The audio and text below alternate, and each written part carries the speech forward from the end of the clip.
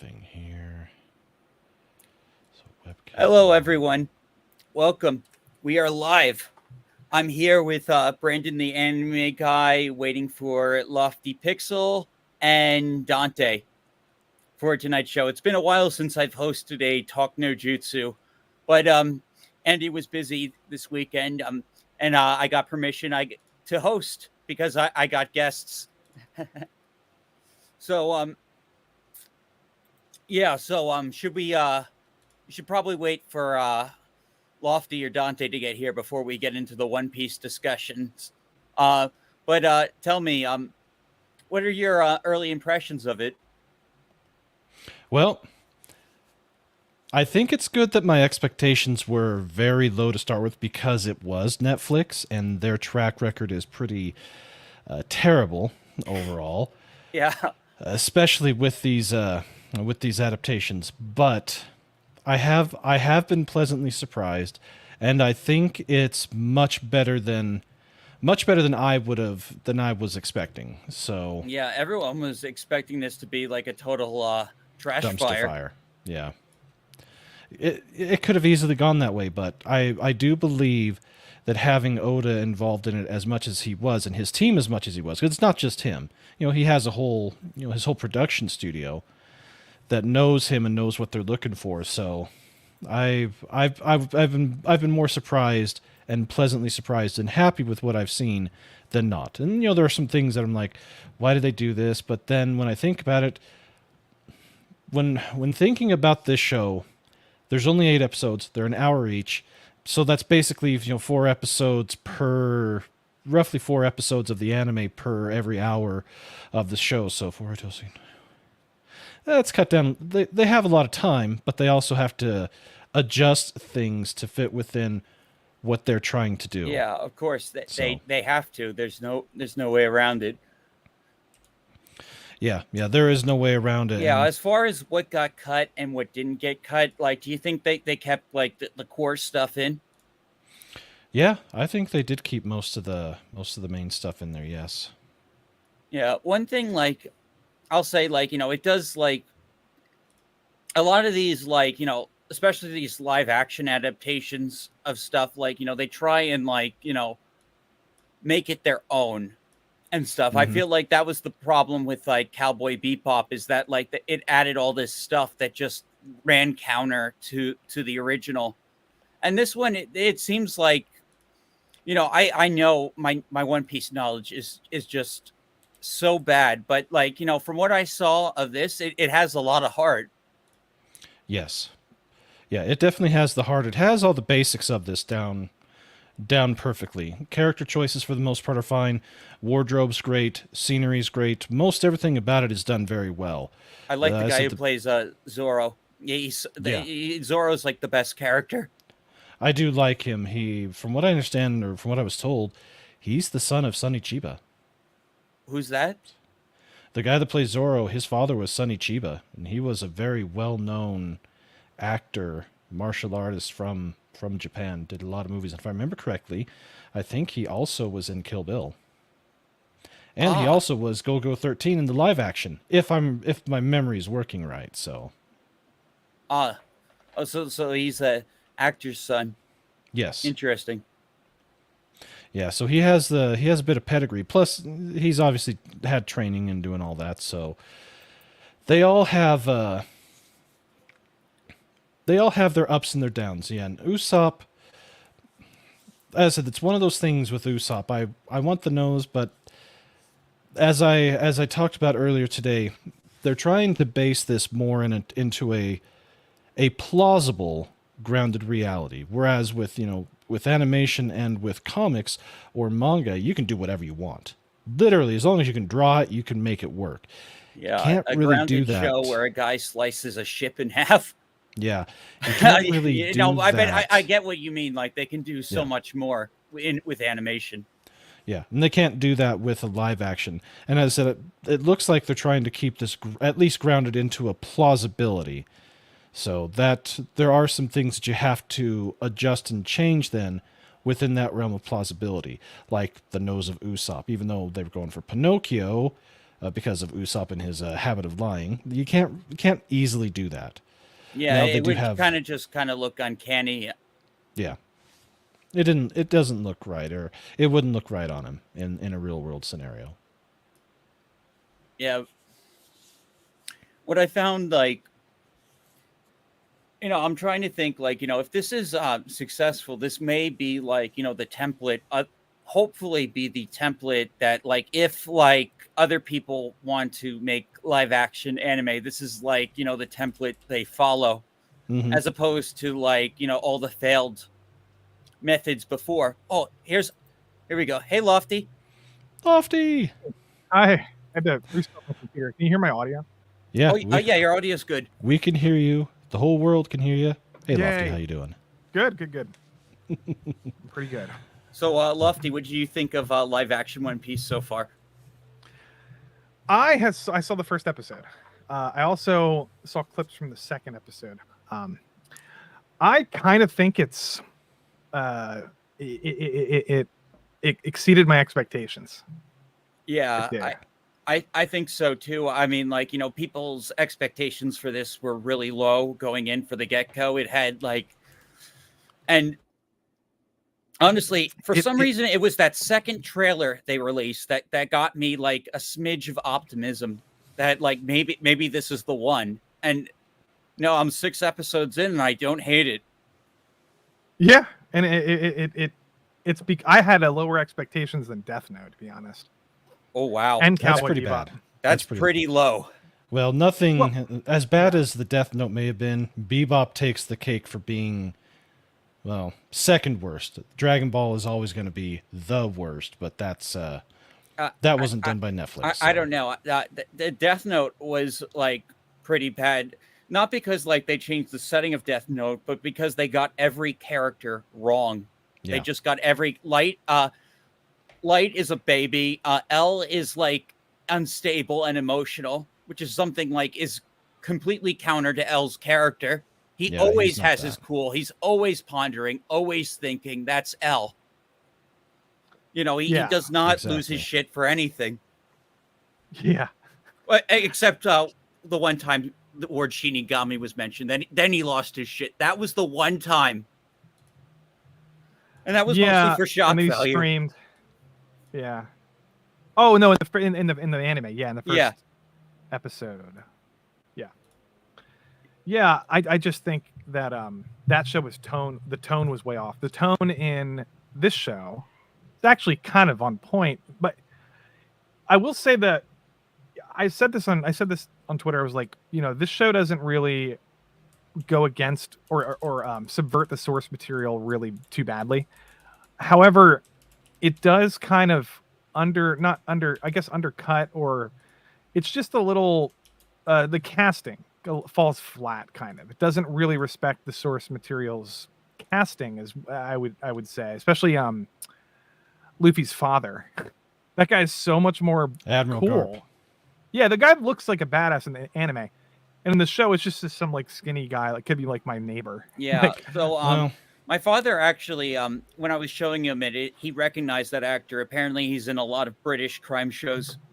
yeah, he's not terrible. I'm just saying they could have got some really, really cool actors to play these characters, but I don't know. I guess maybe that guy, I think that arc isn't even in One Piece for like 500 Yeah. episodes. here's what I can tell you. I've seen through the first 150 of the anime. Yeah.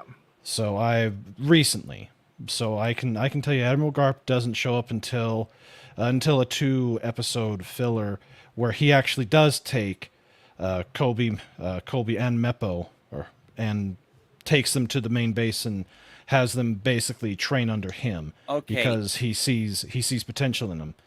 Okay, so they're advancing arcs faster than they should have. They're highly advancing certain things, and there's certain things that they showed that were only mentioned in passing, like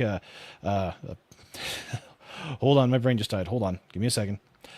Zoro having the Baroque Works agent come and talk to him. He only mentioned that in passing when we actually start the Alabasta arc, whereas they showed him meeting with Mr. Seven and subsequently taking Mr. Seven and cutting him in half.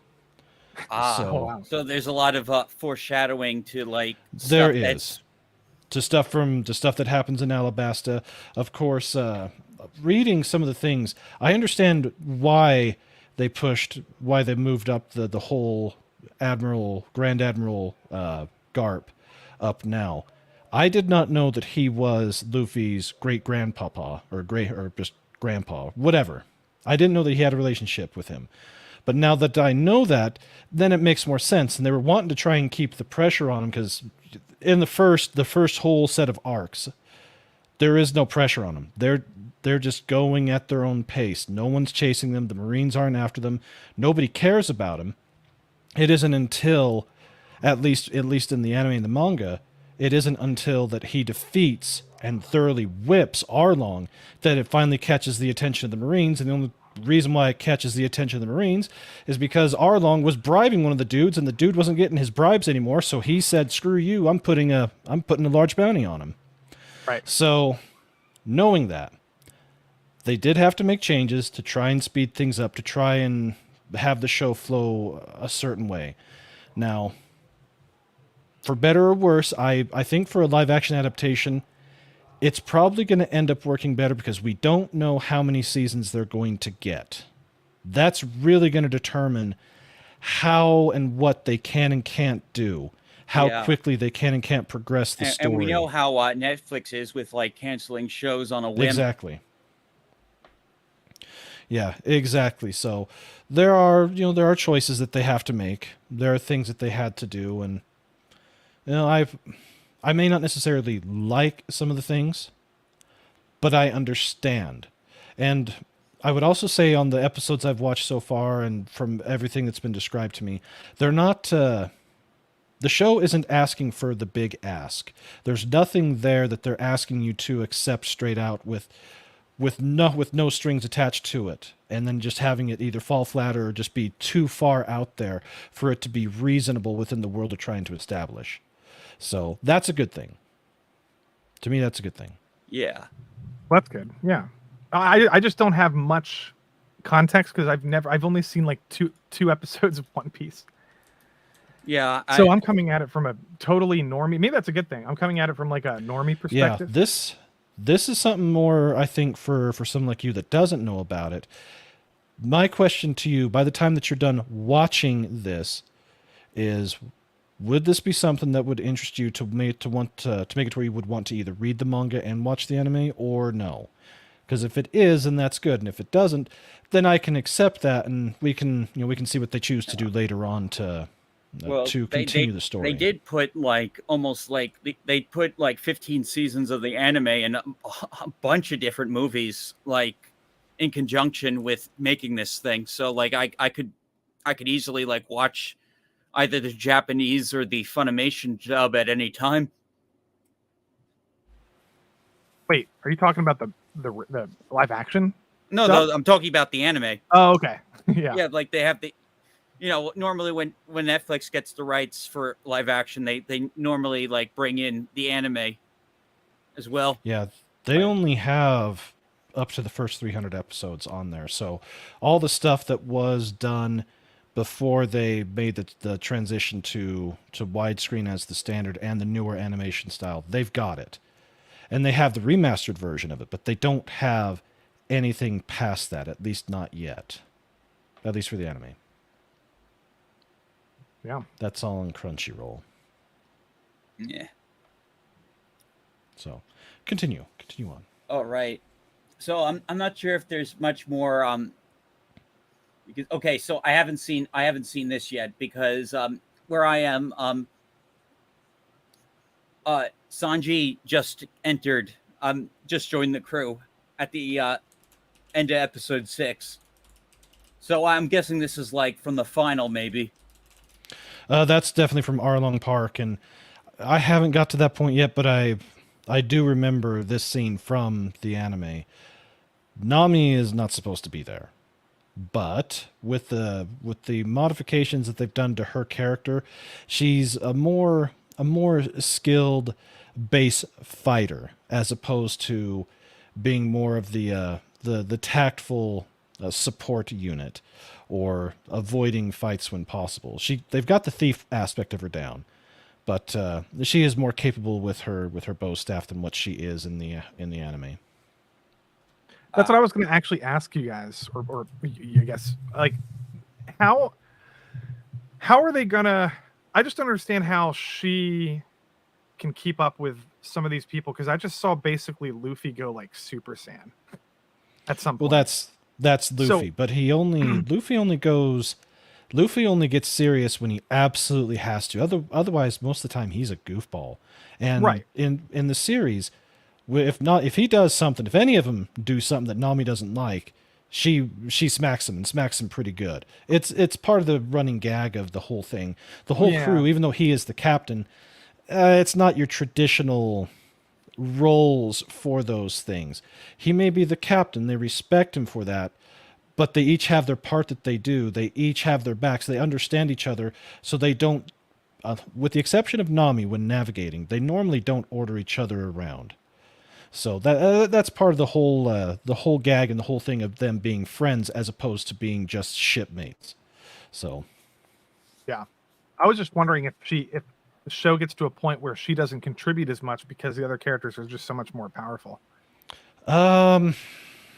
I don't like the believe Dragon so. Ball Z syndrome, I'd like to call that. Like Bulma and like Chi-Chi doesn't do anything anymore. Yeah, like the further you get into Dragon Ball, like the less like important other characters besides Vegeta and Goku become. It's kind of like a big flaw with that franchise is that the power scaling, they just like forget about characters. Like, remember the pig? Yeah, Oolong. Yeah, Oolong. Yeah, I know. Like, he used to be a major character. So did Yamcha. Yeah. Well, Yamcha got the short end of the Bulma stick in so many ways. But here's what I know. Even though I'm 150 episodes in, right now, Luffy has a bounty, a pretty good-sized one. Go back up if you would, real quick. Oh, yeah. Okay, so Luffy has a good-sized bounty on him now. Zoro has a good-sized bounty on him. Sanji doesn't yet. Usopp doesn't yet. Nami doesn't yet. Nico Robin does, but that's because of what she did 20 years prior. But overall, I don't think that's an issue. Oda is pretty good about writing his female characters and making sure they have stuff to do. Like I said with Nami, she's their navigator. The rest of them have, especially Luffy and double for Zoro. Their sense of direction is shit. They couldn't fight themselves out of a wet paper bag at that, if their life depended on it. So like they'd all be lost without Nami. They would be lost without Nami. She is in a lot of ways the glue that does keep them together. And the reason I say that is because when they're on the ship and they're needing to go somewhere, she is in charge of that. They know that she knows how to do that. She's an excellent cartographer. And as you see with Arlong, that's the whole reason why he has her. Don't want to spoil it too much, but that's part of the thing, part of the deal with her and Arlong. Whereas Usopp, you get to see his old man with Shanks and the crew. And if you understand Yasopp, you'll understand Usopp. And with Sanji, why does he always fight with his feet? Because he doesn't want to get his hands broke to cook. What's the deal with Zoro? Everybody has their deals, but as I said, Nami definitely does keep them together, and they do tend to pay a little more attention to her when they need to. And yeah, I think Ronan's right. Until after Enos Island, I don't think the rest of them get a bounty. And poor old Tony Chopper, Tony Chopper, he only gets a tiny bounty because everybody thinks he's just their pet. But isn't he? Because I know Chopper. I know he's a. So it's actually called Devil Fruit, not Gum Gum. The Gum Fruit is the specific one that Luffy had. Any of them that have a Devil Fruit power, they ate a Devil Fruit. Okay. So they're right, like the clown guy, right? Yeah. Clowny, so Buggy the Clown. Chopper's also a Devil Fruit eater. He did eat one, yes. And his was I think the human fruit, where he is an animal, but he can take on, he has 3 different transformations, and he basically becomes more like a hybrid animal, but he can make himself or transition himself into a 2-legged walker as opposed to a 4-legged walker. Yeah, because I've seen him in his buff form. Yeah. People are saying I didn't watch the second episode or anything, but people are saying he gives a really good performance. I don't know. Yeah. yeah, Buggy was excellent. Oh yeah, he goes full Joker in. That's awesome. That's so cool. It was because hilarious. It was great. At the end of the first episode, it was very ominous. I was like, this guy. I thought immediately. I was like, I got Joker vibes. I was like, this guy is taking this role very seriously. You know, and I love when characters, when there's like a clown. I just like clowns, and I think they make for some of the most interesting characters. Yeah, evil clowns tend to be like the most interesting characters, whether it's Batman or Final Fantasy. Yeah. Or Hunter x Hunter. Yeah, Buggy plays more of a role further down the road. You see him more often. I will say this, the way I guess Ahsoka's kind of a clown. I always thought of him as like a clown archetype. Yeah. That's a good one. Ahsoka is a clown. Well, in comparison, the show is a clown compared to this. So yes. I was like thinking the same thing. I've seen all 3 episodes of Ahsoka, and the production. No, I said he's Hisoka from Hunter x Hunter. Oh, Hisoka. Well, Ahsoka is a clown too. So. yeah. I can't stand Ahsoka. Ahsoka's one of the most boring shows I've seen in a long time. Yeah, it's really like surprises me. Like it shouldn't, but like, you know, just because of how popular her character is, and like, you know, I've seen half of Rebels and all of Clone Wars. Like, you know, you'd think like there'd be like they wouldn't just half-ass it like they do every other Disney Plus show, but they are. It is Disney. It's bad. I will say this. One of the changes, or one of the things that they've done with the story is it's almost like they have Arlong as the super big bad, which he technically is in the East Blue. He is literally the biggest fish in the East Blue. Literally. The size of him in this is an issue because he's a fishman. The fishmen are supposed to be monsters, which is what they are. They are monsters. But because they're trying to keep it a little more grounded, a little harder to find a person that's, 7.5, 8 feet tall with like a big ass nose. CGI.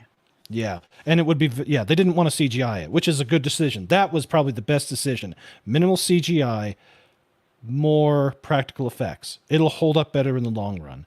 But it almost was looking like most of the pirates that operate in the East Blue, like Buggy, like Alveda, are subservient to him. Because at the end of the second, or start of the third, either the end of the second or start of the third episode, Buggy gets confronted by one of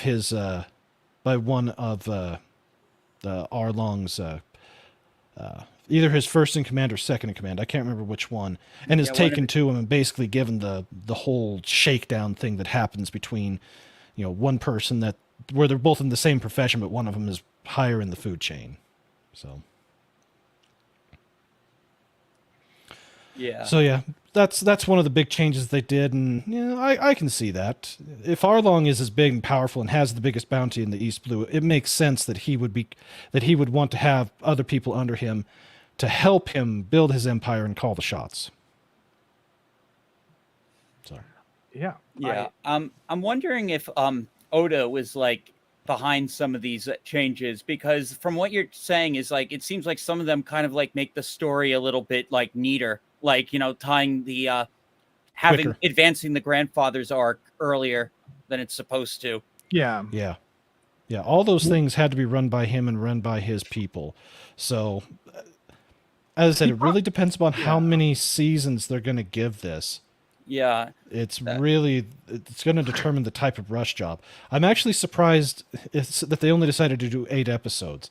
Well, had they gone and done 10 or 12, they could have done all of East Blue, and they could have started going up, getting to the red line to get to the Grand Line without a problem, and then just cut it off and then start with the adventures that they have in Alabasta and get that done.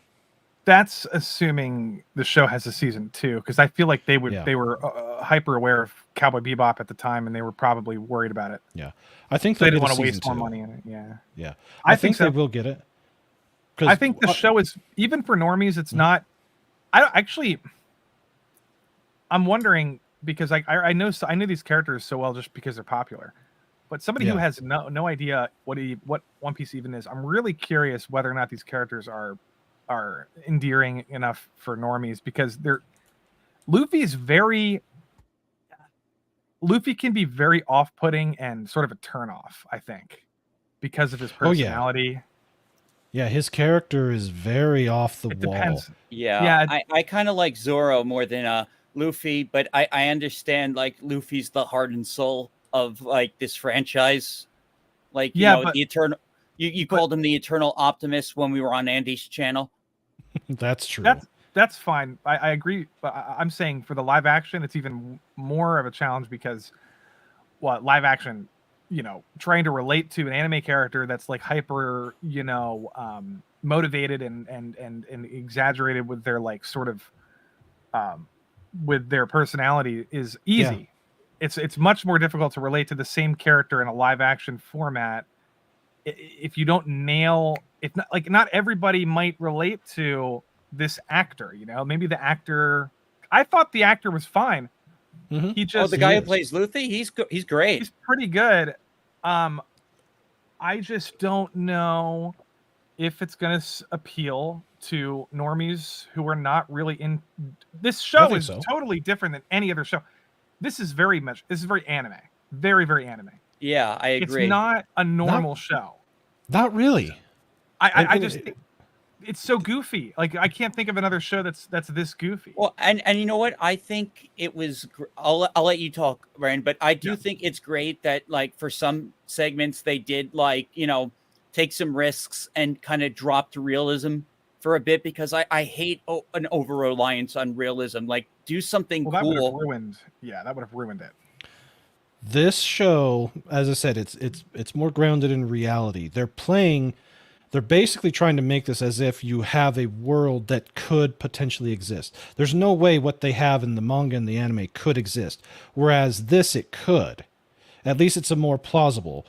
So they had to make some adjustments to the level of zaniness and the level of comedic things that they do to make it work better within this realm. Now, Luffy is still funny and lighthearted, but he's nowhere near as lighthearted or exaggerating in his personality as it is in the anime and in the manga.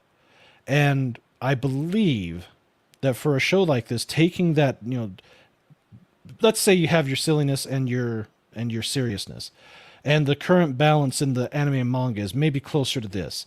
Whereas in this show, they definitely tilted it back up more towards playing it straight.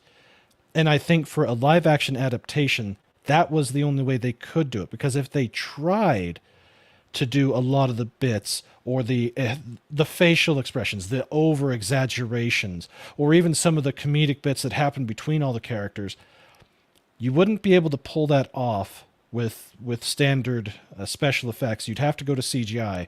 And with the way CGI is being handled right now, even if you can dump ridiculous amounts of money on it, there's just not enough time for the turnaround to do it justice. It's just one of those things, the cost versus reward factor. There's no way that the cost of that would have given you the reward that they needed.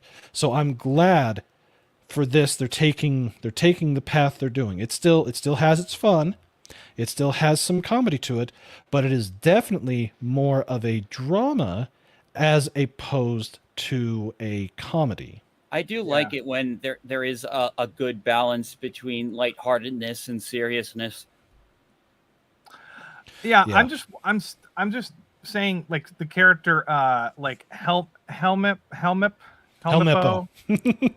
Like, yeah, that the son guy, of Axan Morgan. That guy in the show is so annoying to me.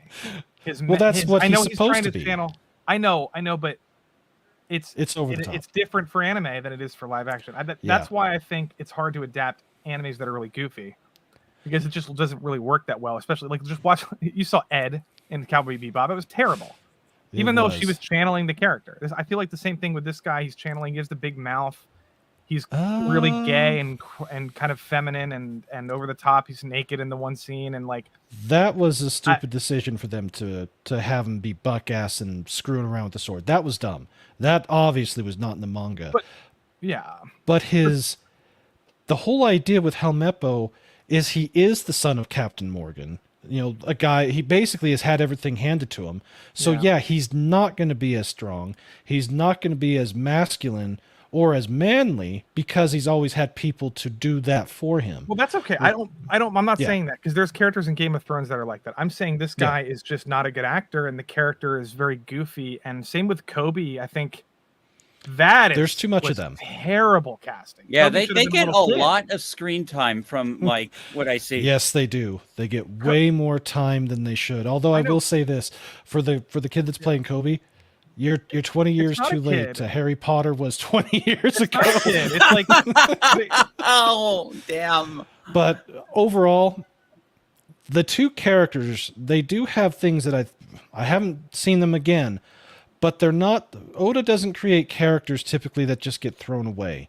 They will eventually pop back up, and in the anime, they did pop back up for a 2-episode filler arc. Sure. Or, going with the Admiral Garp, which I thought was great. So it's almost like, at least with Helmeppo, his story arc is going to be, yes, he was the Silver Spoon kid, but he has to change. And in the anime, he does. He devotes himself to being a Marine. Kobe, he always wanted to be that. He basically is the opposite of Luffy. Same type of character, but he has his own journey that he has to take to become the best Marine possible.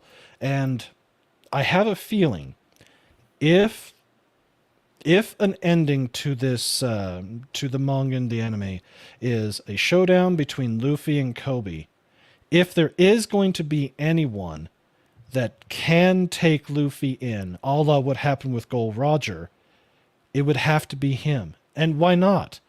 It would fulfill everything with Luffy. He's, as he said, he is his friend. They may have to become frenemies later on, but Luffy's not a person that just throws away friends just because. So that's my own thought process on that. But yeah. Oh, by the way, that Kobe's actor is 21. He's not a kid. He should have been a kid. Yeah. And he's also transgender and whatever. But it's like I just didn't connect with that character at all. And it's fine. It's fine when you're doing like Luffy does a good job. That actor does a really good job of channeling like 10% of the goofiness of his anime character, but still being a believable person. Like when I see that character acting, he genuine, like I believe everything he's saying. It's not like I don't think he's acting. He's actually a pretty good actor. He's believable. I think he does a good job with the role. And it's funny that you say he's transgender because I kind of thought it was Elliot Page for a minute. I did. No, it's the person from Evil Dead Rise. It's one of the new Evil Dead movie. Oh, the new Evil Dead movie. Oh! I thought you were talking about one. Oh yeah, I didn't see the new Evil Dead movie.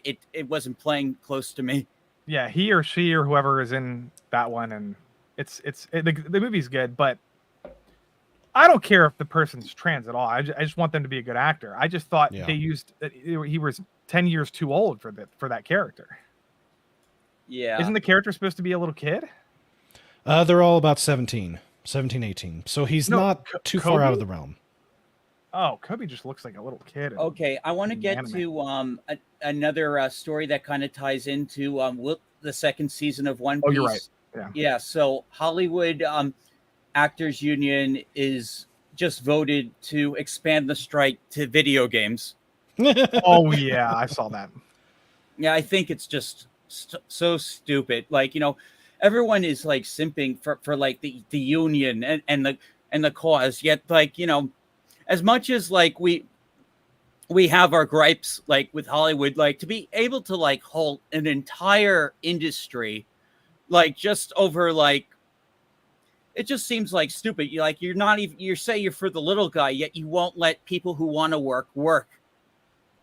That's always the problem with unionization.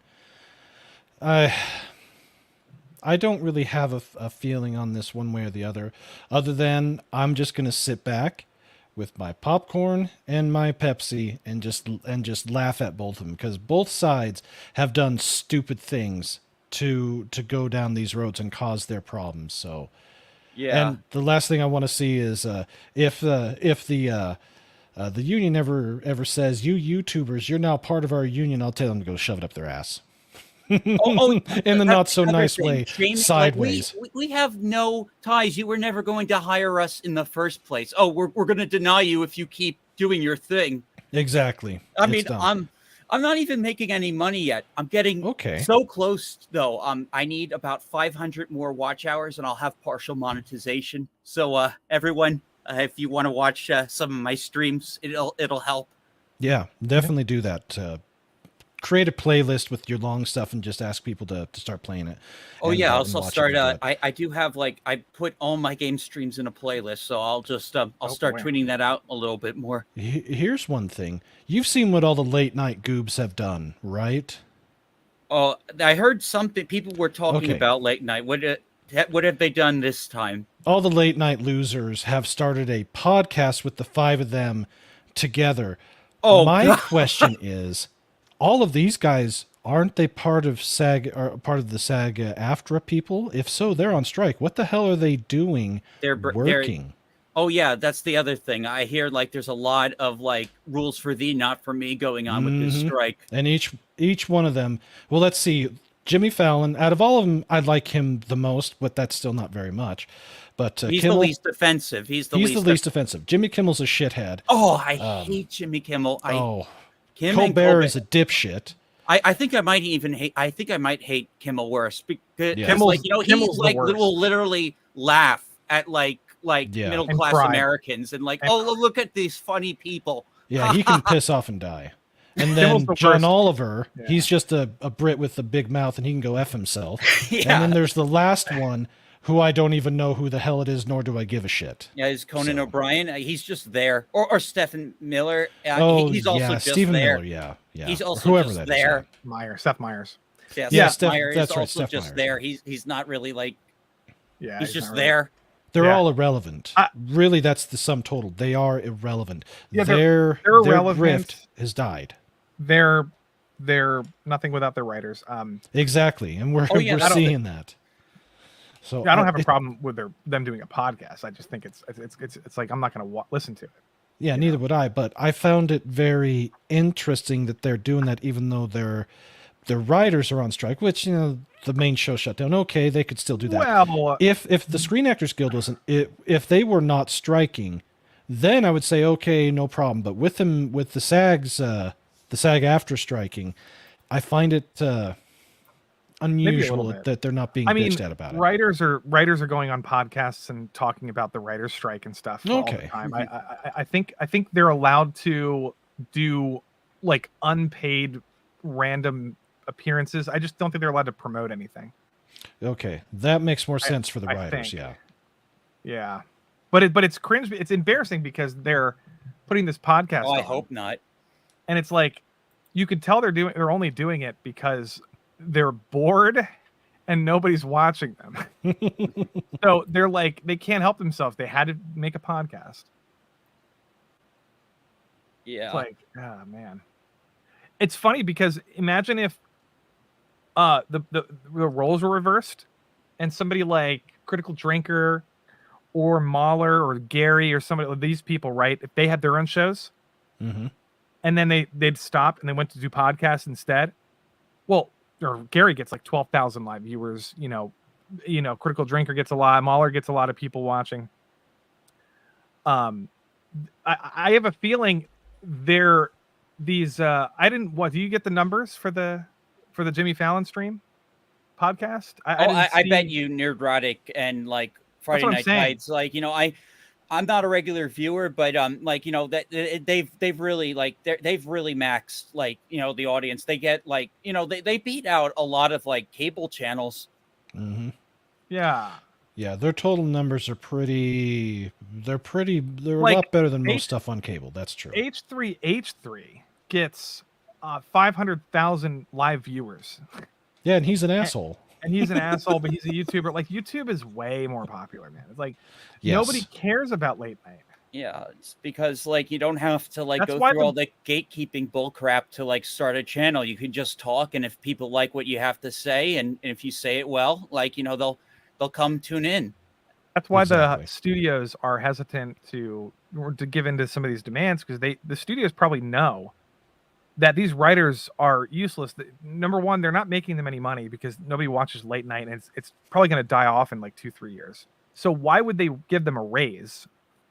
What? Because they're demanding it? Like, it doesn't make any sense. Yeah, you Yeah. kind of have to like earn like If And, your like, show, they want- if Disney Plus writers are causing millions of people to unsub from Disney Plus, losing Disney hundreds of millions of dollars, why do those people deserve a raise? Oh Exactly. yeah, totally. Yeah. That's 100% correct. I mean, Disney Plus is in the toilet. Its stock is at its lowest point in 9 years.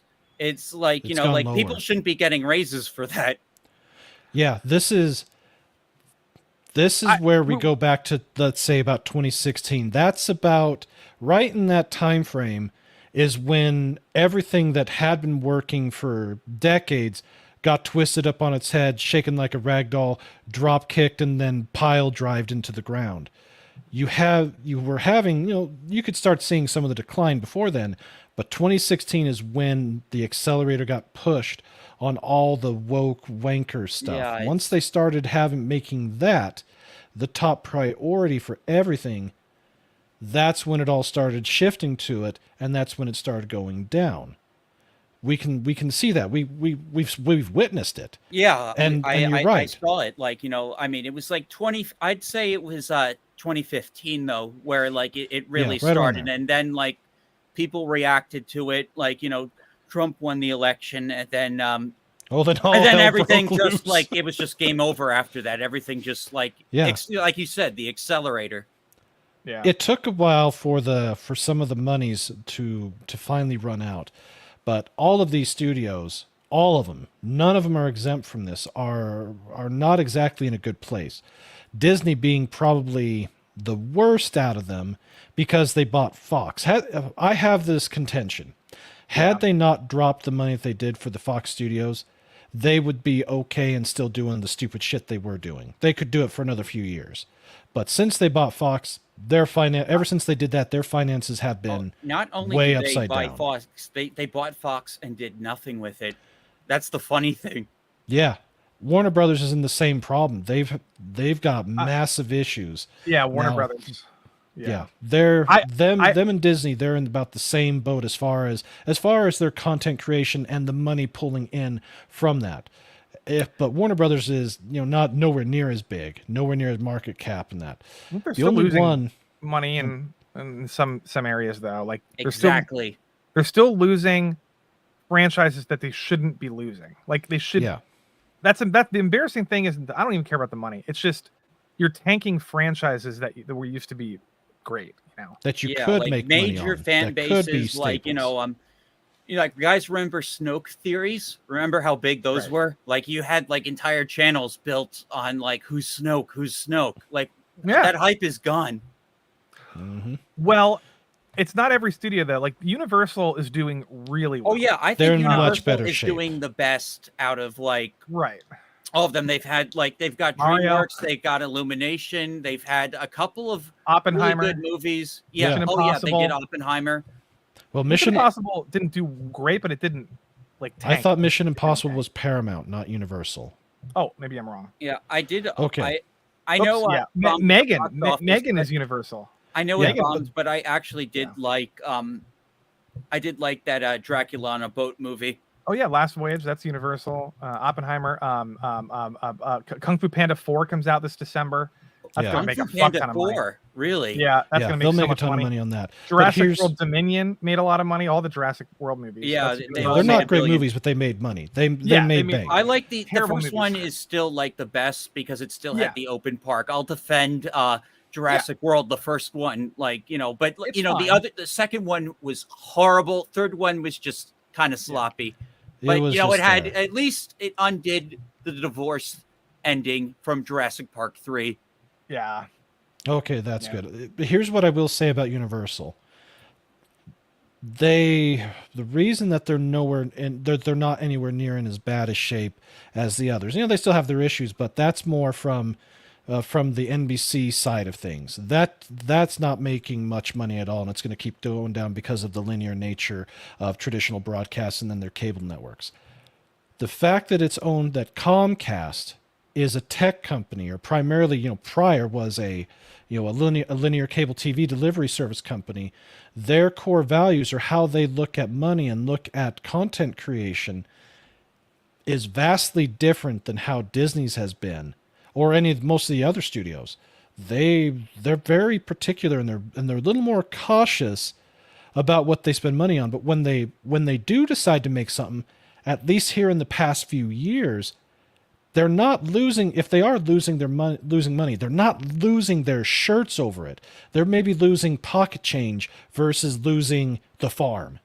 That's the biggest difference. They're still willing to take some chances. They have great studios that work for them now, being not Pixar, but DreamWorks, as you mentioned, and having Illumination.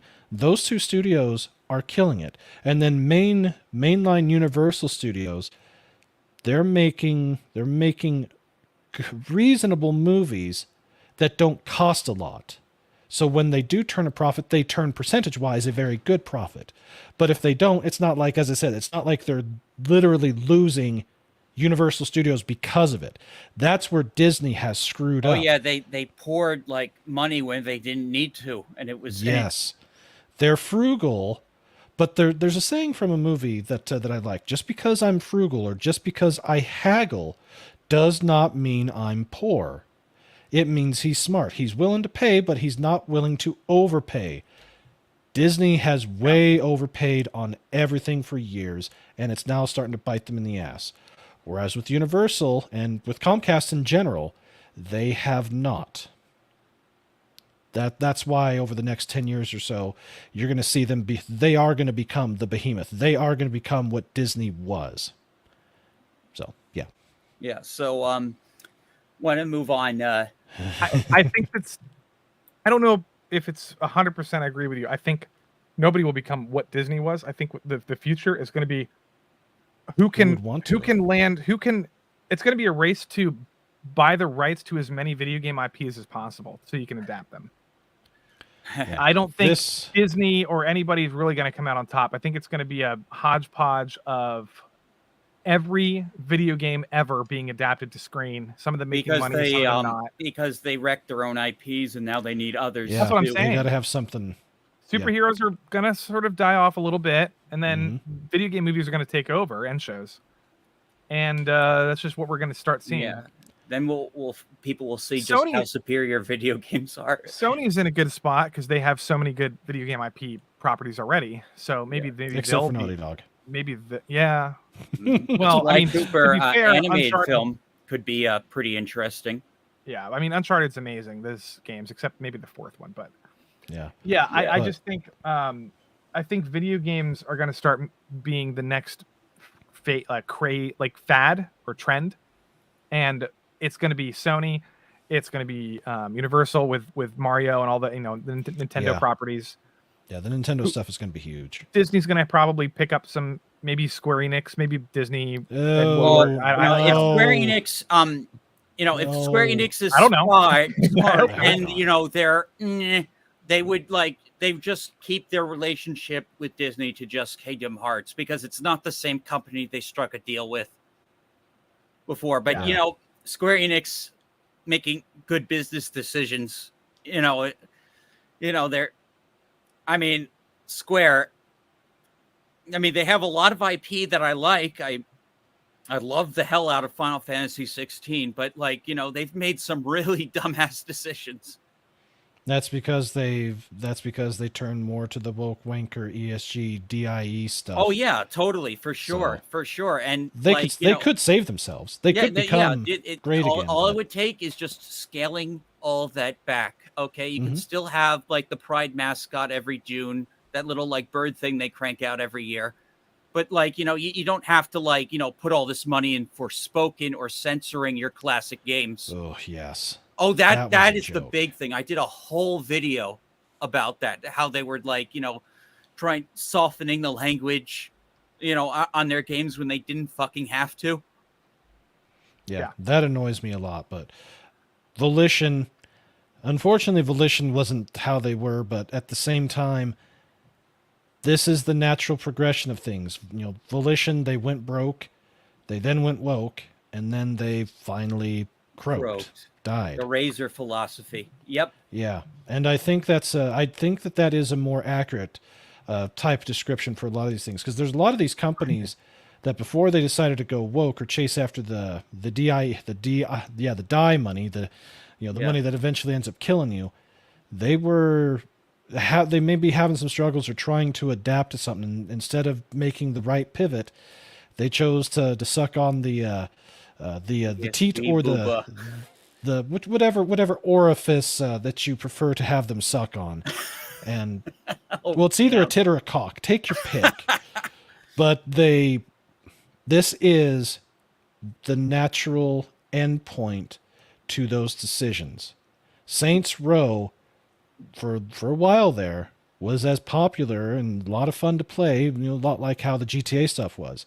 And it was out there, and it's precisely because of that made that series good. Once they decided to go full modern day modernity crap, that's when it died. And there are other things that we've seen that are probably coming down the pipe that they're doing that with, and it's going to cause issues. And I know, Lofty, you stirred the hornet's nest today with the Starfield stuff. Oh, actually, I'm still stirring. I'm still doing that. Actually, wait. And my friend, that's why I love you. That's why I love you. I mean, I actually, is this the tweet you're talking about? I actually have. There's several others that I've seen, but yeah. So, oh, the Dan Vask tweet, yeah, Dan Vask. Yeah. So, like, we're still talking about Volition, but we can talk about yeah. So, Dan Vask thinks. So I know there's like. Okay, so they did the Baldur's Gate thing with the neutered, choose your pronouns thing. Like, that's just kind of like the standard Cyberpunk.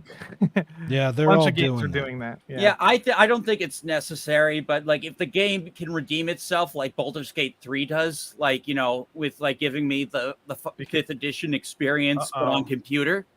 Be careful what you say here.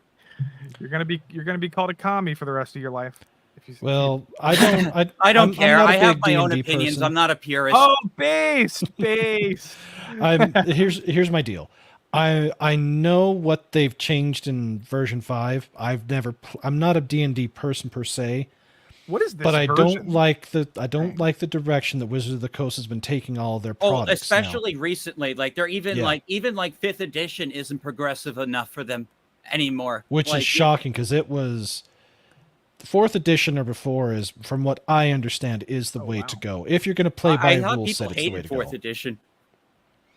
So, but I find it both funny, but also I think this is just the state of where we're at. Bethesda, of course, being owned by ZeniMax, which is owned by Microsoft, you knew damn well they were going to had to do the die stuff. They had to, because Microsoft goes like full out with all that stuff now lately. Like remember Microsoft like the wheelchair avatars? Remember the wheelchair avatars? Yeah.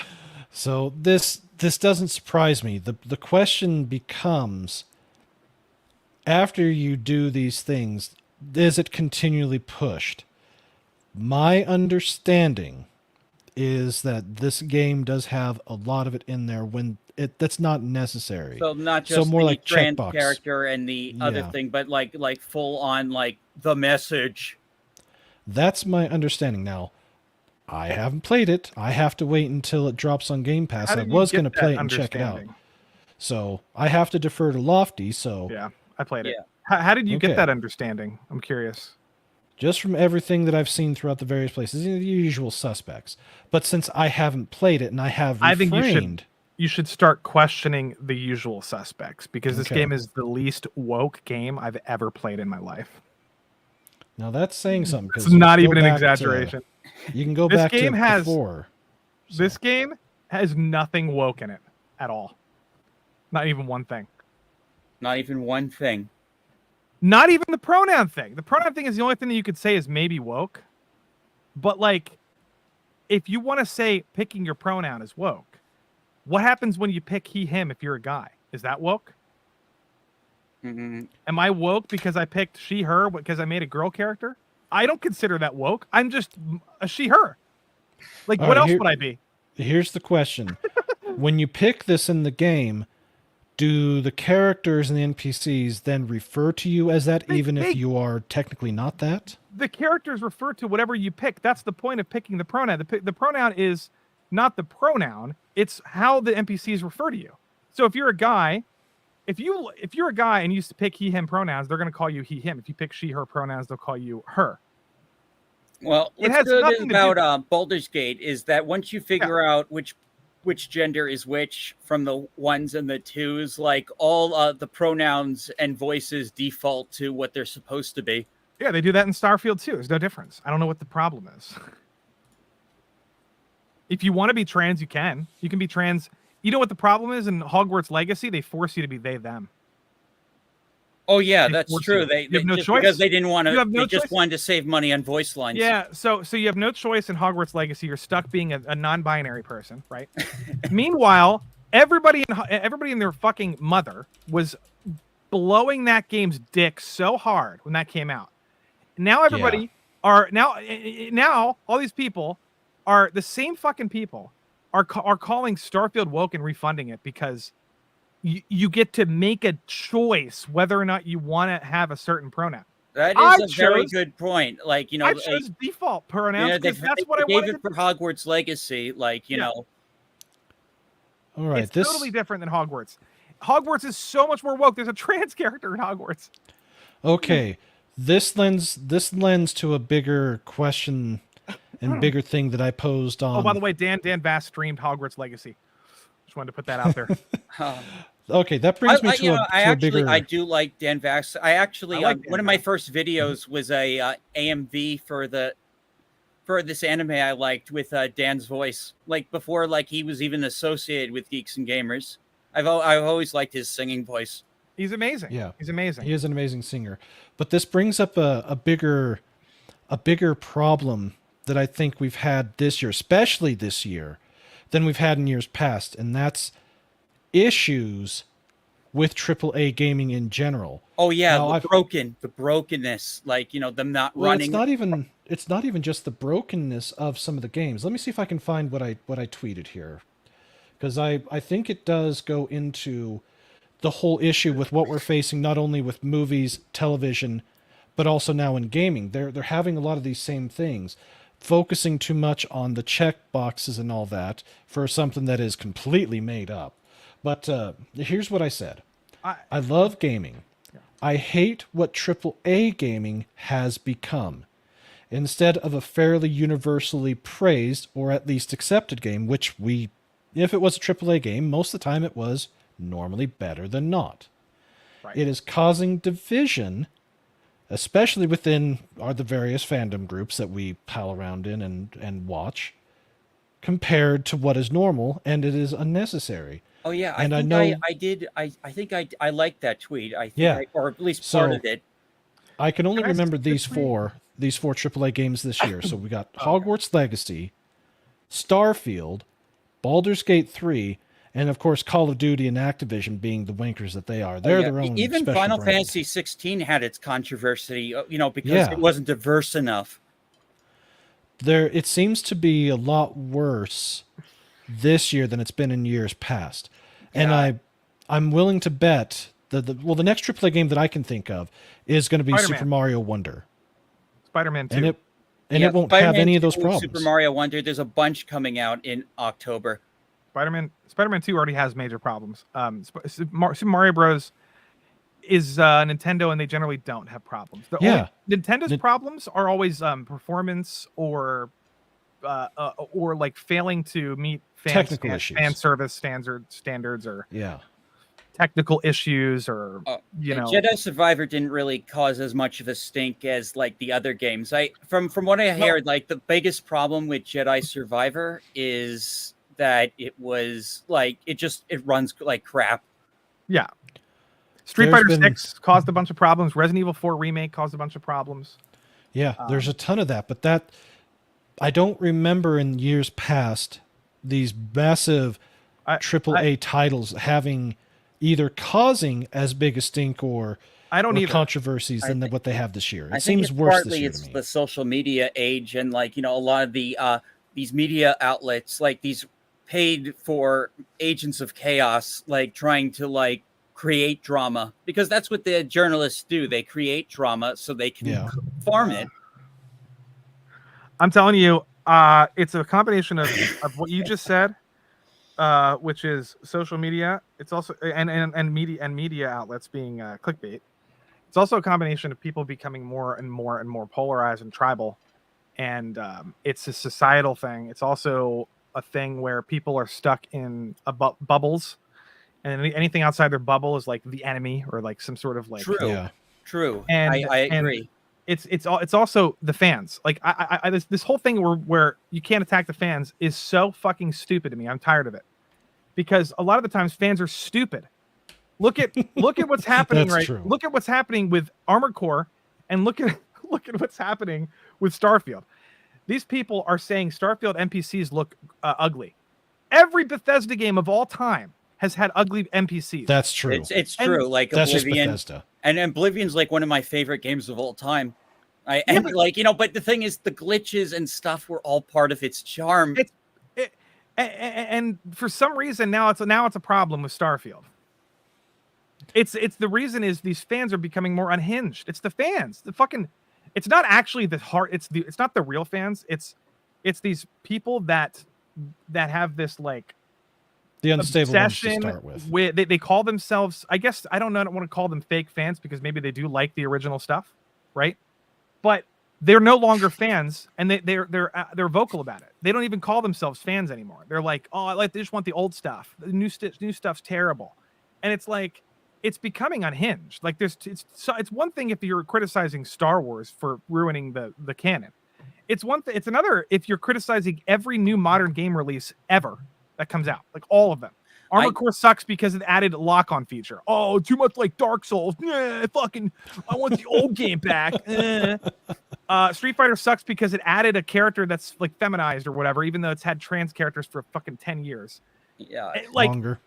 Final Fantasy 16 sucks because it's an action game, not a traditional. Not a true Fantasy RPG. 16 was getting so many, the action thing, and then also the people complaining about the slavery, and it's like, every time you complain, like, do white slaves never existed? Are you saying that only slaves have ever been black people, like throughout the history of the universe? Like, that's crazy. We know, if there were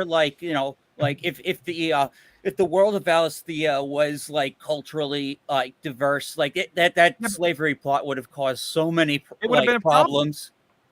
And now it's a problem, and it's still a problem. You can't win. And I honestly, I love how edgy Final Fantasy 16 was, even if they had to tone down Jill's plot line a little bit with the priest doing like unpriestly things, if you know what I mean. To kids.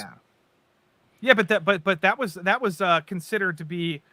There's a bunch of woke feminists saying that game has no female empowerment whatsoever. Guess what?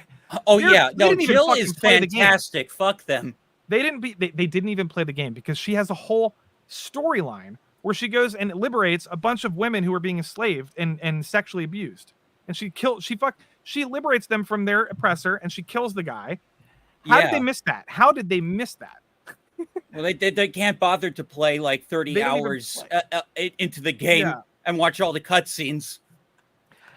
That's too much for them. She's a great character, and that's why I complain about both sides, because it's not just I complain about the right wing a lot, because the left is like, it becomes a cliche. Complaining about like woke people all the time is like, of course, like it's almost predictable at this point. Yeah, but there was a time where I'd only really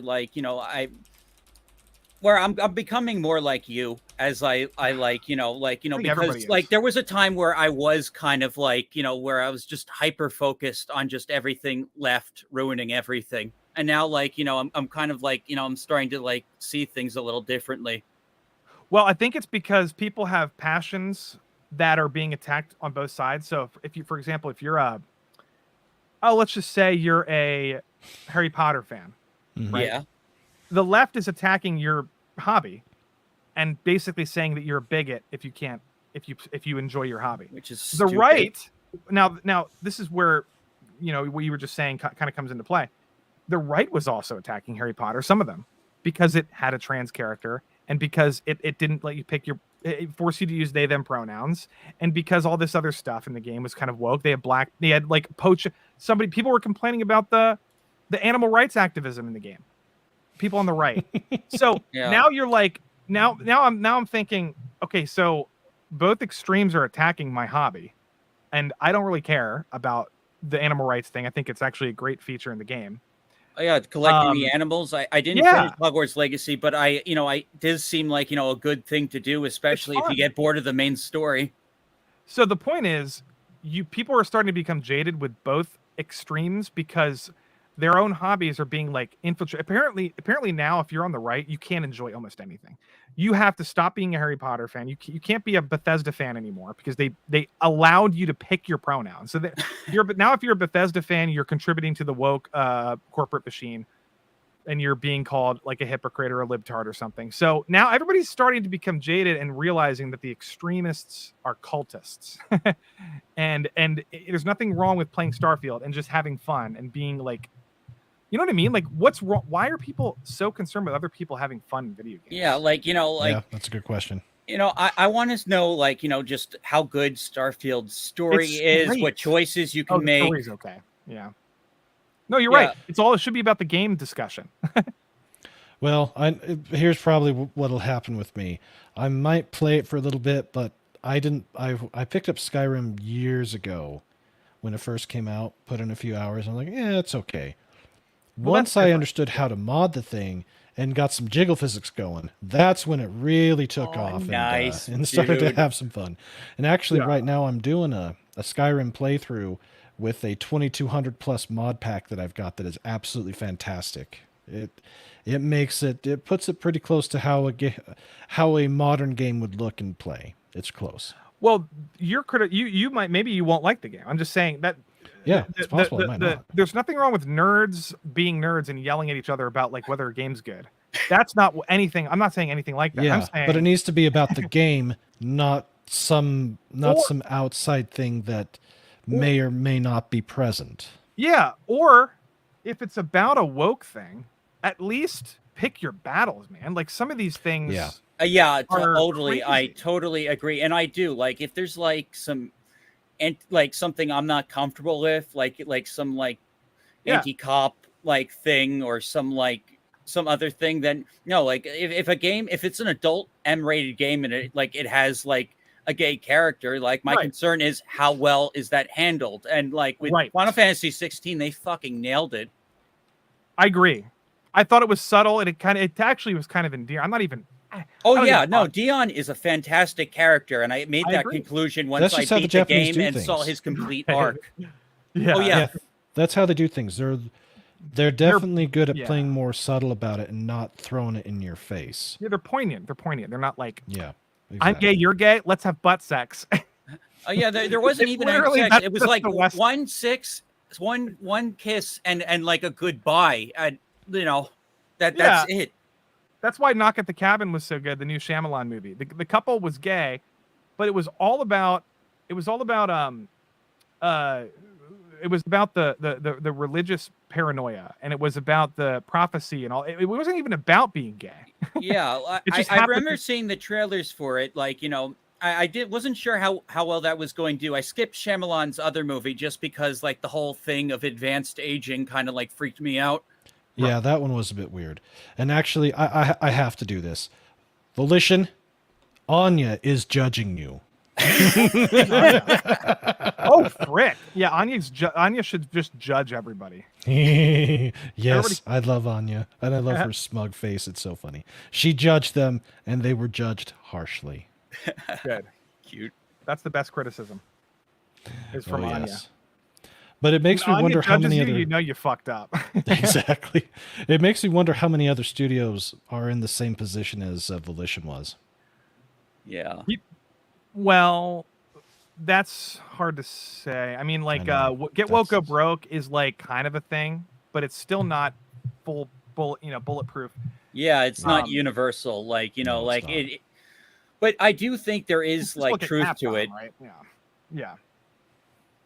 Oh, sorry. Go ahead. No. I'm just like agreeing. Like, yeah, like there's holes in it. It's not universal. Like, and stuff. Like, you know, we were talking about like, you know, Barbie. Like, you said you didn't like it, but it was just, it was just all right. Right. Yeah. Yeah. That was, It was fine. you know, It had, I didn't see the movie just because, like, you know, because of all the mixed reviews. But like, you know, like some people say it's like the woke my Kampf, and and like other people saying it's just a meh movie, yeah. and others saying it's a man's rights manifesto. Dude, That movie is strange. it's weird, have isn't to- it? Yeah. Go ahead and speak to Lofty because you've seen it. But before you do, though, I do want to say this. I haven't seen it. I didn't really have any intentions to see it, but it has been amazing to me how that movie has really shoved a wedge in a lot of places that normally don't get wedged.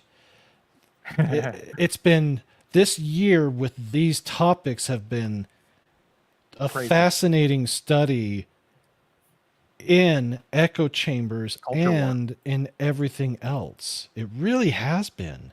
I agree. It's called. It's been very eye-opening. Yeah, it's like peak culture war paranoia on both sides. I think you're right. Yeah, And Barbie's the prime example because there's so many people who are think paranoid. there's Barbie's the catalyst of the culture war. It's so strange. It's because you have people on the right saying it's this it's like this trad conservative masterpiece. And then you have people on the right saying it's this woke Mein Kampf.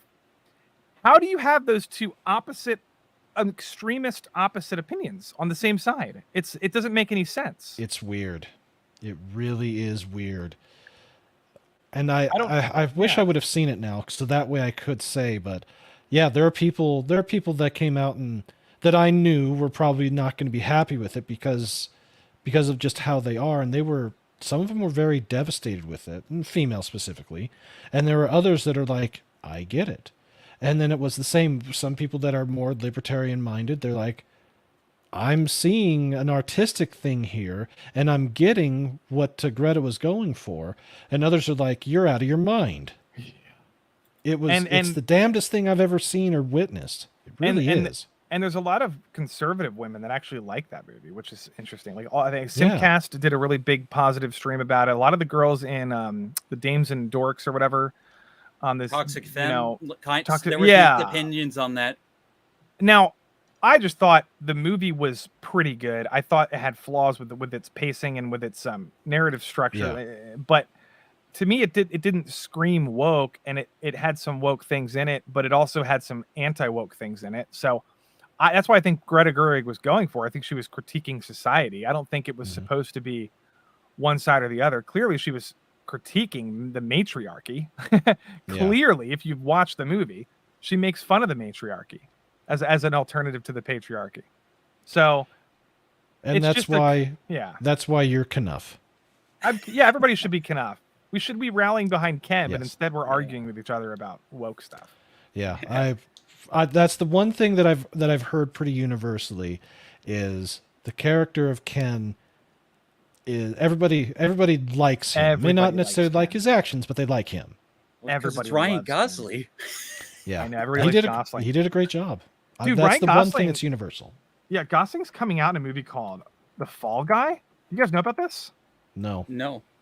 It was an old action series back in the 80s. The new movie, it's about a Hollywood stuntman. The new movie is written by the guy who directed Bullet Train. Oh. Ooh. And so it comes out this December or this February or whatever, this coming around.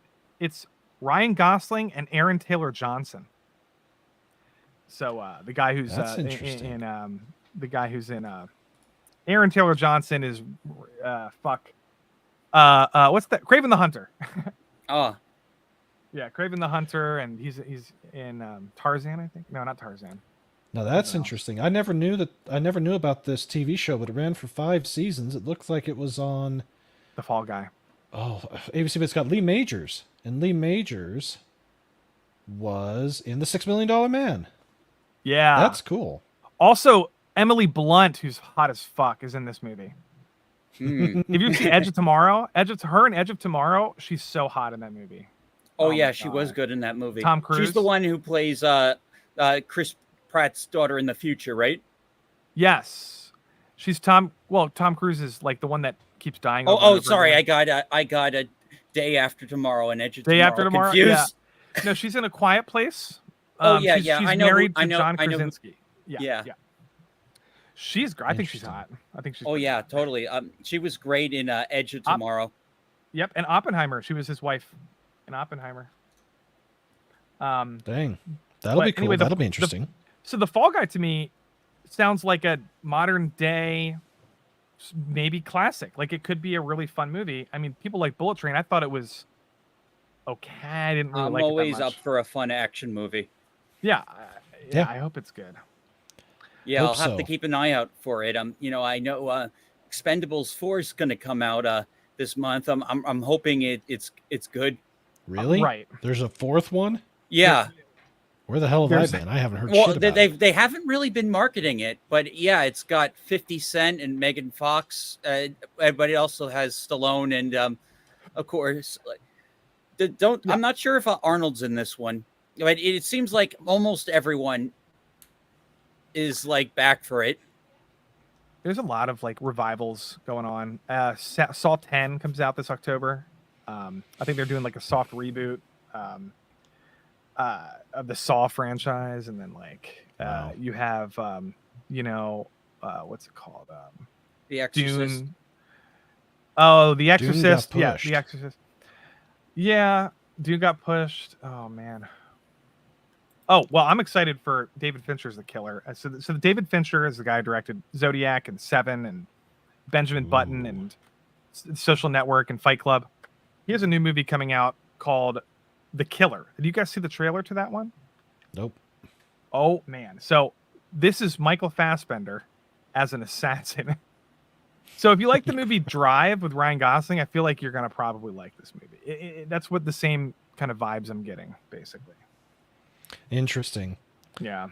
Yeah, there's definitely some stuff coming up that Yep. that looks Yeah. like it'll fit the bill and do The exactly what it next needs to do. but- MonsterVerse movie is like Yeah. the next like big movie I'm looking forward to, because I'm a big like supporter of that like franchise. They Oh yeah. haven't made a stinker yet. Like actually the only stinker is the Kong anime on Netflix. I couldn't get past the first episode. Well, the Godzilla -1 comes out. Is that what you're talking about? Oh, they're doing that too, but there's also going to be a new movie also. Oh, But okay. yeah, they have the Godzilla show on Apple TV, which I guess I'll have to subscribe for a time to review that, because no way I'm going to miss it. Yeah. Apple TV is pulling in a lot of things. Napoleon is going to be on Apple TV. The new Martin Scorsese movie, Killers of the Flower Moon, is going to be on Apple TV. They Interesting. have that Godzilla thing. They have something else too. There's a couple good things on Apple, but I don't know, man. All these streaming services are like studios basically are saying, if you're not Marvel or DC, we're not going to fund your movie. So these Netflix and all this other streaming shows are taking in They're a lot getting more those other types Yeah. of shows. and they're getting all the artistic good stuff, like the culture. Like if you think about Fight Club, that movie's not a blockbuster, but that movie, that's one of the most culturally significant movies of like my generation. Hmm. And it's not a expensive movie. It's a very quirky, weird kind of movie. Those are the kinds of movies that actually make a significant impact on our culture, like The Big Lebowski, right? Yep. Those are the movies that Hollywood doesn't want to fund anymore. Yeah, like you don't see movies like Napoleon anymore. Not even Napoleon. Yeah, Napoleon. Even like big like solo action movies with a male lead are not even popular anymore. Like The Northman barely made $70 million. And that's a shame, because that was a damn good movie. I know. They didn't market it very well. But No, they didn't. but so Netflix and Apple and Amazon and HBO are picking up all this stuff. Hopefully they're going to start realizing that people like movies like Oppenheimer is a good example. You know, I mean, $800 million, and it's just a bunch of guys being cool, like, and you know, and talking. Well, It's like yeah, not really, it's also about like, you know, a very like important person in history who like created like, you know, yeah, one of the deadliest weapons ever. And like, you know, and like, you know, like his story, like everyone, like, you know, he's Yeah. referenced in so many things, like, you know, like about like, you know, and like, you know, I feel like, Breaking you know, it Bad. was just interesting to see him in the spotlight and learn about his life and his story, like his Yeah. beliefs, his like, you know, the before the bomb, after the bomb. So Yeah. that was a Interesting. great movie. I haven't seen it either. I don't go to the You need to the you need to cinema set houses very time. often. It's long. Yeah, watch it when it But- comes out on DVD. Or whatever. Yeah, but yeah, Here- like it is slow, but it does come together at the end. There's one thing about it that I think it has to do with the bent of Hollywood, is the portrayal of him versus the portrayal of the guy that's supposed to be his antagonist. I can't remember his name, but he was I guess in charge of the thing, or he was a Jewish fellow, but he wasn't a Zionist. The way that they portray these two men is they portray Oppenheimer, who was, for lack of a better set of terms, a flaming lefty. He was. They portray him as the hero, but then again, that's normal for Hollywood because that's what they are. Whereas the other guy was more of a traditionalist, a traditional Jewish guy who wasn't a Zionist, but he was the opposite of Oppenheimer, but they vilify him. Well, they didn't. I wish I kinda could have make, seen it, They could didn't remember make the names better. Oppenheimer a saint either. Like, you know, they did like show that he dabbled in like far left communism in the movie. Uh-huh. Yeah, in comparison, in order to do the type of experiments that he needed to do to make the bomb, they were really pushing the boundaries of ethics within a scientific experiment, and it's a tough thing to try to overcome. But it's easier in my opinion, it's easier for a person who does not believe that they're going to be held accountable by a higher power to do such things, because at the end of the day, who's going to judge him? Whereas for somebody that does believe in that higher power, you have to tread carefully, or be a lot more conscious about it, as opposed to the other. So I get what you're saying. yeah, I guess I need to see the film and I need to study more about him. But one person that I know that has seen the film did make that observation of how much they praise Oppenheimer, when in a lot of ways Oppenheimer was not exactly a good guy. He did a lot of things that, let's say, are both morally and in some places ethically questionable. Well, they Maybe not show illegal, him but committing questionable. adultery like several times in the movie. Oh yeah, he was a straight up playboy. That part is true. That much is known. He was that. So, Well, a lot of men It's were one of back those in the things. day. well, yeah, back then, men were a hell of a lot more manlike and had a Yeah. much larger unit to work with than what we do these days. That's true. So, it's an interesting thing looking back at how the time was versus how the culture was versus what people actually did. So, whereas Yeah. today, a lot of the things that were taboo or not supposed to happen back then, it's happening more out in the open, even though it was happening back then, just maybe not in as great a number. People didn't talk about it as much for whatever the reasons. So, Yeah. it is interesting. Lots of things that are interesting.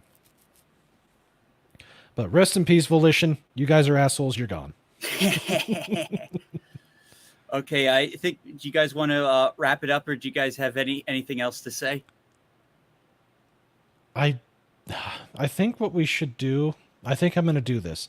I'm going to put together a panel for my channel where we're going to have a discussion towards the end of the year about all the AAA games that came out and the things that happened with them, or the controversies that they caused, and just go through them and see if it was overblown or if it was justified, and then check to see how those games did, not only with the critic score, but the consumer score and the overall units sold. I think that would be a very interesting an interesting look at how that played out, because as I said, this year seems to be worse with the AAA game releases having controversies than what it had been in years past. Yeah, the apology statement mural.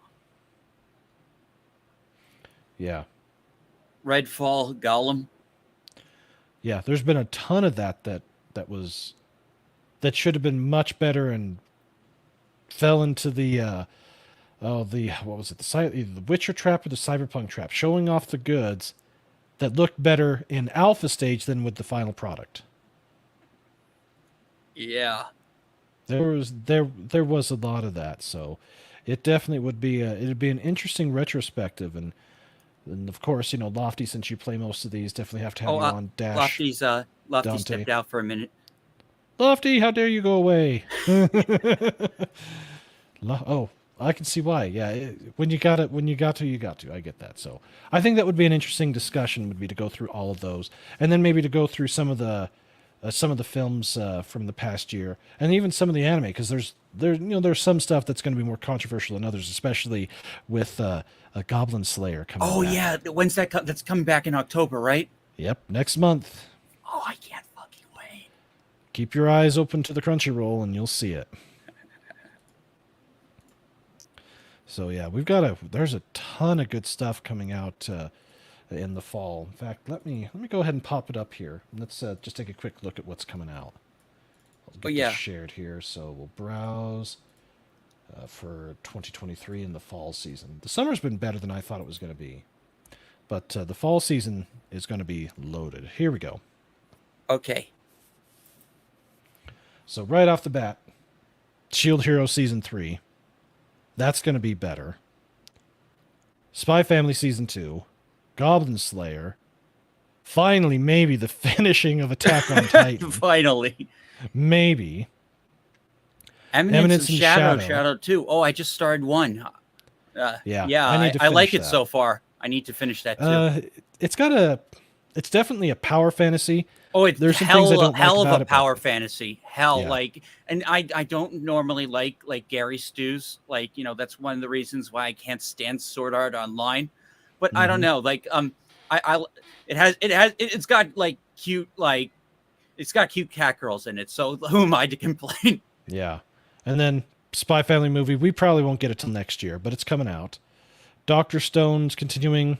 New Tokyo Revengers. I've already got this on one of my lists because I'm Pluto? a sucker for fantasy shows. So Isn't that an old thing? That sounds vaguely familiar. What's Pluto? I don't know. More girlfriend. Let's see. Otomo game no Hamatsu flag Shika Naya Nayuki. So it's an Otomo game type thing. What's Kingdom of Ruin? No idea. There's a lot of these I just don't know, mainly because they don't have the English translated name yet. Let's see. Hanoko-kun, some more toilet-bound hero. Yeah. Oh, that reminds me. I need to finish making my account for this and adding you to my friends list. Definitely. Let's see. A villainous show.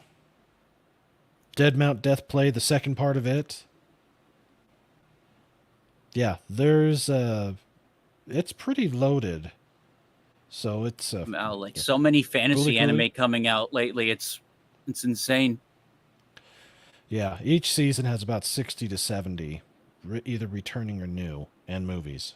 There's just a ton of it. I'm towards the end of this month I'm going to put together the watch list. New Captain Tsubasa, can't go wrong with Captain. Yeah, this is just all what's coming out just this fall. Oh yeah, the Gamera should be coming out in a couple of days. Yeah, Gamera. Yep, comes out in 3 days. I thought it was Gamera. Oh hi, Chen. Let's see, Chin-Ho Wong. Howdy, Chin-Ho. Yeah, we're pretty well loaded. Yeah, Gundam I Build have never Metaverse. seen. I've never seen a. It's Gamora. I called it Gamera. Oh, I know there's a Gamora. That is Gamera or Gamera. Yeah. Yeah, so I haven't seen any of its movies, so I'm looking forward to the series. Yeah, we've got there's just a ton of new stuff, ton of old stuff, tons of stuff that has similar spin-offs. Looks like fantasy world with cute girls. That's pretty common. I survive using potions. More fantasy trash that's going to be fun. It's going to be loaded, and it looks like my bud Blaine, he loves F1. Looks like we got an F1 show. Got a ninja show that's going to probably be trashy. but you know Badass what? girl with a sword. Yep. Let's see. Kengan Ashura, Season 2. No idea. Just a bunch of stuff once again. It's gonna be a loaded season. And then just taking a quick look into what's already announced for next year in the winter. Solo leveling. I know a lot of people are looking forward to that one. Gotta have more Mashal. We're getting Mashal. Let's see. Dangers in My Heart's coming back. But where is it? My Little Black Cat Friend is supposed to be coming out next year. Or the second season of it. And we're getting the second season of Yorosei Yatsura. That's fantastic. So yeah, these next 6 months we're pretty loaded with stuff. So I'm gonna be pretty busy.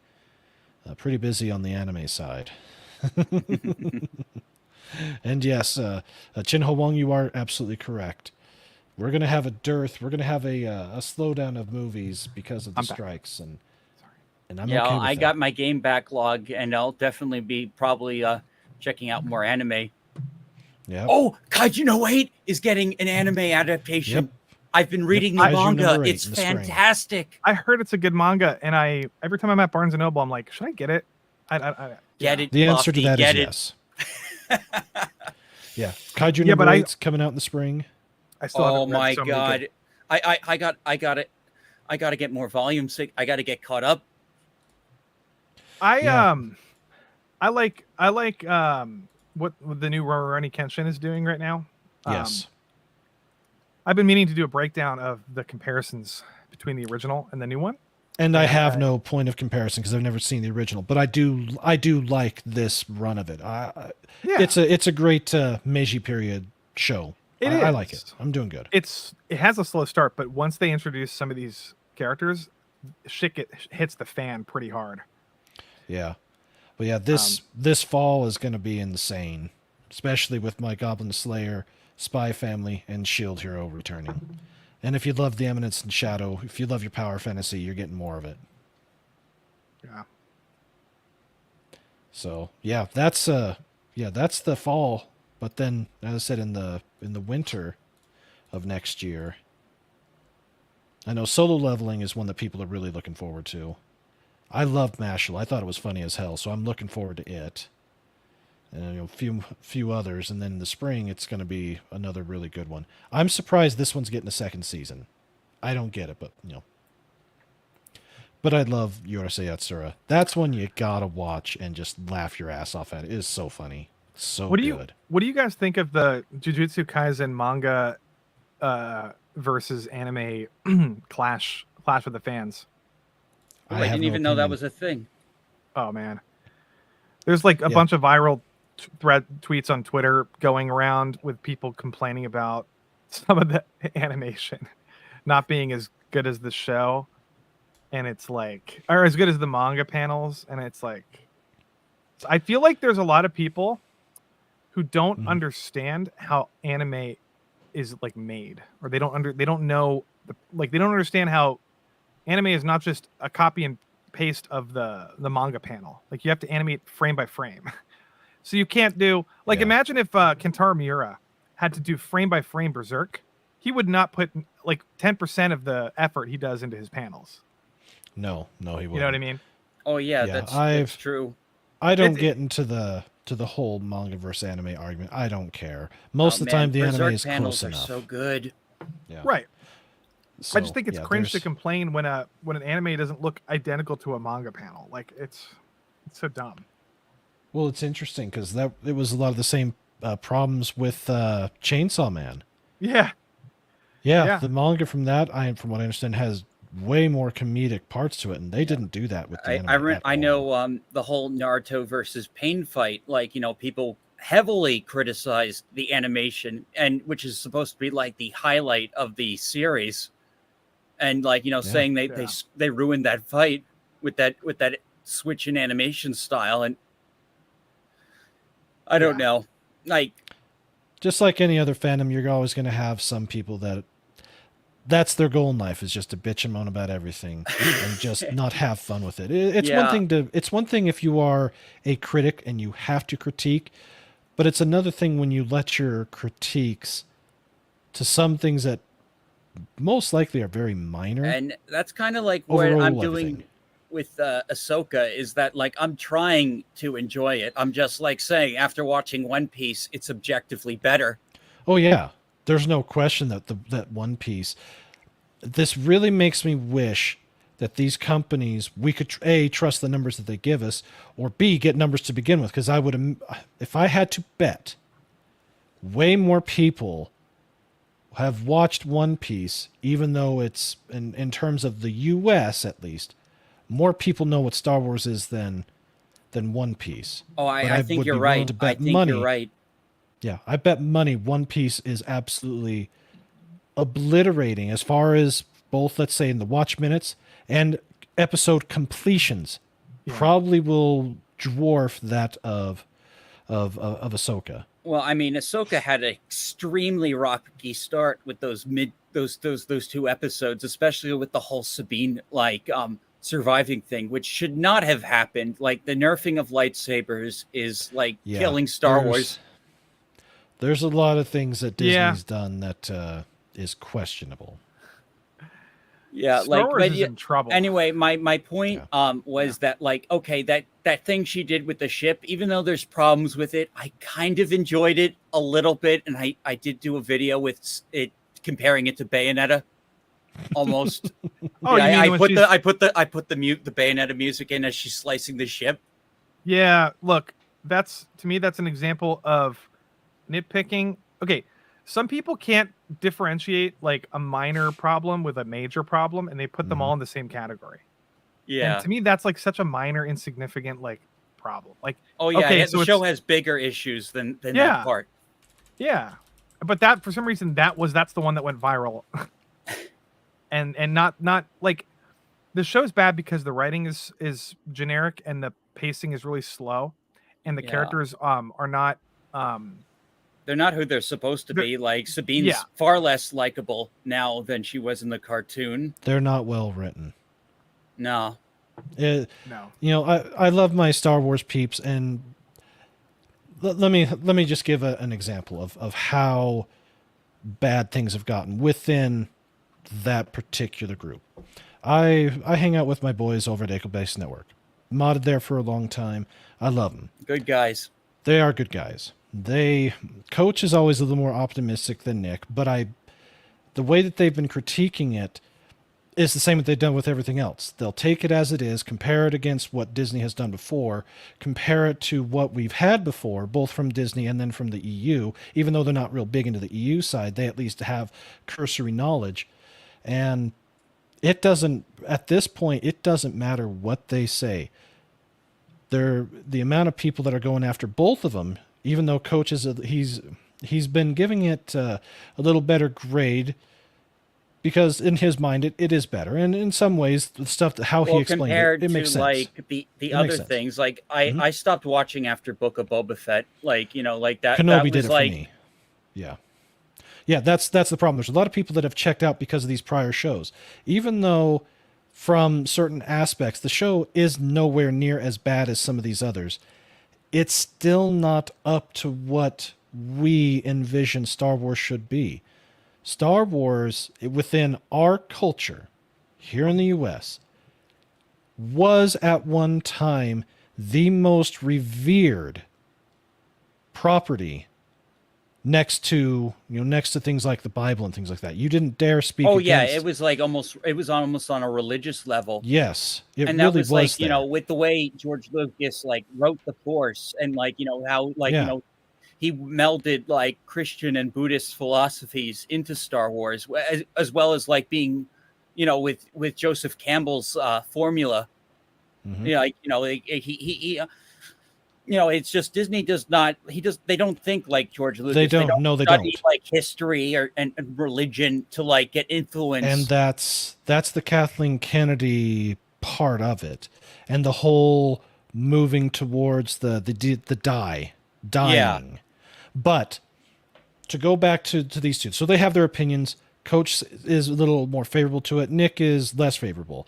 He's about where I would be. They cannot get. They are getting absolutely slammed from both ends. And just tonight on their channel, before I came over here, they were doing polls within their own community of people that were tuning in. And it's about half and half. Half are absolutely saying it's absolute trash. Some of them because it's Disney, and you're going to have those that are either going to really, really love it because it's Disney, or really, really hate it because it's Disney. I mean, I'm very sour on Disney, but I am trying to be objective with it. And that's the thing. Trying to be objective is hard, but even I think they've been pretty good about it. They state their biases up front, and when they rate something, they try to keep that in check. But I was really surprised at how down evenly split it was with this, even with as bad as we've been treated prior by Disney.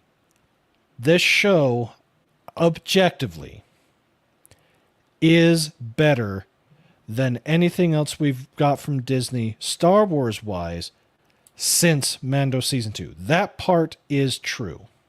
Yeah, I would agree. I didn't even see Obi-Wan or Andor. Oh, I watched a bit of Obi-Wan. It was terrible. But here's the flip side of that coin. That bar has been lowered so far. It's basically like having a pole vaulter needing to only pole vault 2 feet. That's how far down and depressed that IP has become, to where even something as objectively compared to the other Star Wars is good, but subjectively and objectively to other franchises like One Piece, it is absolute garbage. It does not compare. And that's because of how bad they've treated it. And some people, they stopped caring and they won't get treated badly. And other people are the eternal optimists that even if they get a show that may be better than the rest of them, but still compared to the other stuff that's out there that they could be spending their time on, they're liking it. To me, there's a lot of accepting of the lower standards.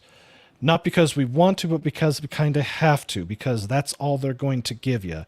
And if you love Star Wars that much, I can see where some people might be willing to be more gracious or more accepting of the show than maybe they would have been in the past.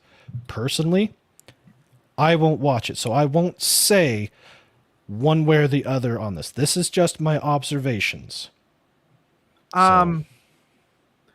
I can see people being a little bit gracious because it's like their favorite thing in the world, so they maybe they're a little biased.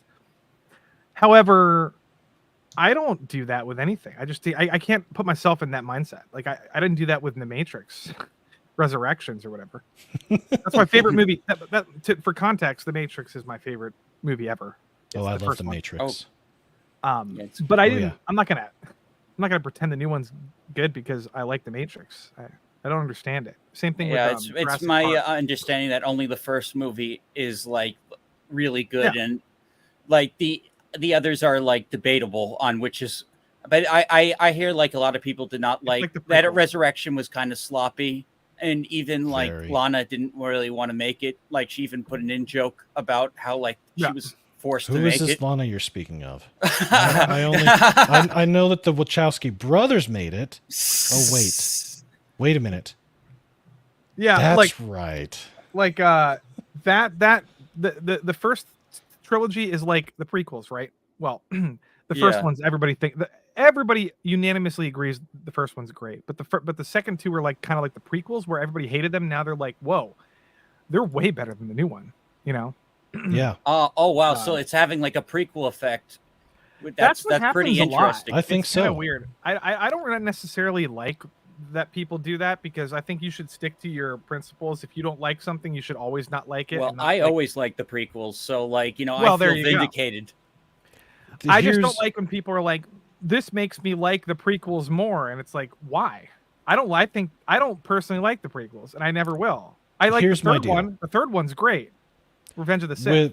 when it went to the that's the best one. Matrix, the Matrix didn't need sequels. It was a tidy package all by itself, but they did them. Looking back on it, I have seen the second movie of the Matrix as many times as I've seen the first one, and I've only seen the final of that twice. It's a lot like how it is with Mass Effect. Mass Effect 1 and 2, 10, 20 times playthrough. Third one, I've only done it twice. So it's weird there. But as far as the prequels go, for Star Wars, I love The Phantom Menace. I play it without Jar Jar, but if you do a Jar Jar less edit of it, it really is a good movie. And I think it holds up better, much better than that second movie, primarily because they did transition it over to celluloid as opposed to being fully digital. And then the third movie, it's been a while since I've seen it, but I don't think I need to see it. I don't feel like I need to watch it. Revenge of the Sith. But if I had to choose between it and what Disney has done since, I would watch curious. it. I would my watch it. prequel rankings are Revenge of the Sith, Phantom Menace, Attack of the Clones. But Attack of the Clones has some pretty high things. You just have to go through like a lot of bad and boring pacing. But the thing is, like, that's kind of like, Attack of the Clones has the most problems. So like, it's kind of like, everything, all the bad prequel stuff is just like, the worst aspects of the prequels are melded in Attack of the Clones, even if there is stuff about it I like. Like, I love Kamino. Kamino's like one of my favorite planets. Yeah, that was an excellent. I thought don't that worked. understand why people like the Phantom Menace. I don't understand it. Is it because I like Liam Neeson? So when I say I like a Star Wars movie, it's because I like the movie. I love like Jango Fett, but I don't think that his that movie's good. Attack of the Clones. No, it's not very good. I love Qui-Gon Jinn. I love Ewan McGregor, but I don't think that movie almost has no value to me. The only thing that has value in that movie is the Darth Maul fight. What are you going to watch when you watch that movie? I'm just really curious. What do you like to watch about it? Like the pod racing? Pod racing's kind of fun. Like, it's it has some stupid. Anakin's like 8 years old. He's like some sort of like Gary Sue character. He's flying around at a pod racer. And then it's like, the whole movie is a babysitting simulator. There's like nothing happening. The whole movie, that movie has almost no plot. Like, I don't understand why people even like that movie. I don't know what, like, the Gungan politics. Like, what is? Well, what, I mean, having most of the movie on Tatooine and then going back to Coruscant just to get back to Naboo. I get like there's structure problems within that. Like, Anakin is so annoying in that movie. The structure problems are there. Darth Maul shows up, says no, doesn't do anything until the very end of the movie. One of the best fight scenes of all time for 10 minutes or whatever. And music and all that stuff's fantastic. But what else in the movie's worth watching? I could watch that scene on YouTube and then skip right to the Attack of the Clones. And then I don't feel the need ever to watch that movie again. I think that's the most overrated movie of the prequels, easily. I just don't understand it. Maybe. Because Anime Guy, you said the third one. Yeah, but you said the third one is you don't want to watch it again. To me, the third one has. I don't feel like I need to.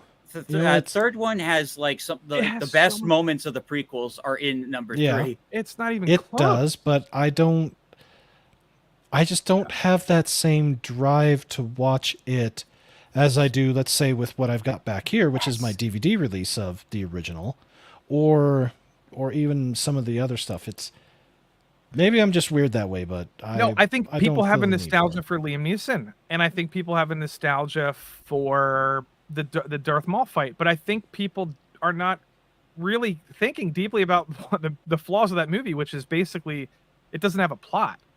The only thing is going for that movie plot-wise is the Gungan politics. Well, no, the plot of the movie is like, about the liberation of Naboo. Yeah, and that shit's terrible. Nobody cares about that. I guess some people do. But one thing it is guilty of is because George didn't want to show like people suffering and being put in concentration camps. So like they didn't show it. They just had let the guy telling like all the horrible things the Trade Federation is doing to Naboo, but we never actually get to see them doing it. To me, it's like Yeah. Godzilla 1. Okay, the first Godzilla remake, the new one, is only good for about 15 minutes of the movie. The rest of the movie is meaningless. Characters being, what's his face? Bryan Cranston dies in the first 10 minutes. Every other scene in the movie without Godzilla is forgettable and boring. Like, there's no point even watching. The movie. I'd have to agree. I much prefer the King of Monsters, Godzilla versus Kong approach. So show better. the monsters, show them fight. It's so much better. That's why We need kaiju action. Yeah, Kaiju action. That's Pacific Rim is the best monster movie ever because of that. It leans hard into the action. Did you see the Did you see the Black, the Netflix show? That was fantastic. I like it. I'm kind of disappointed because that could have went much further than it did, and they just stopped developing. Yeah, it just had like an abrupt ending. Yeah, and then they just stopped. Like, that franchise had potential, and then they made the second one, and it was terrible, and then they stopped. Oh, you're talking about the second movie? No, I'm talking about Pacific Rim: The Black.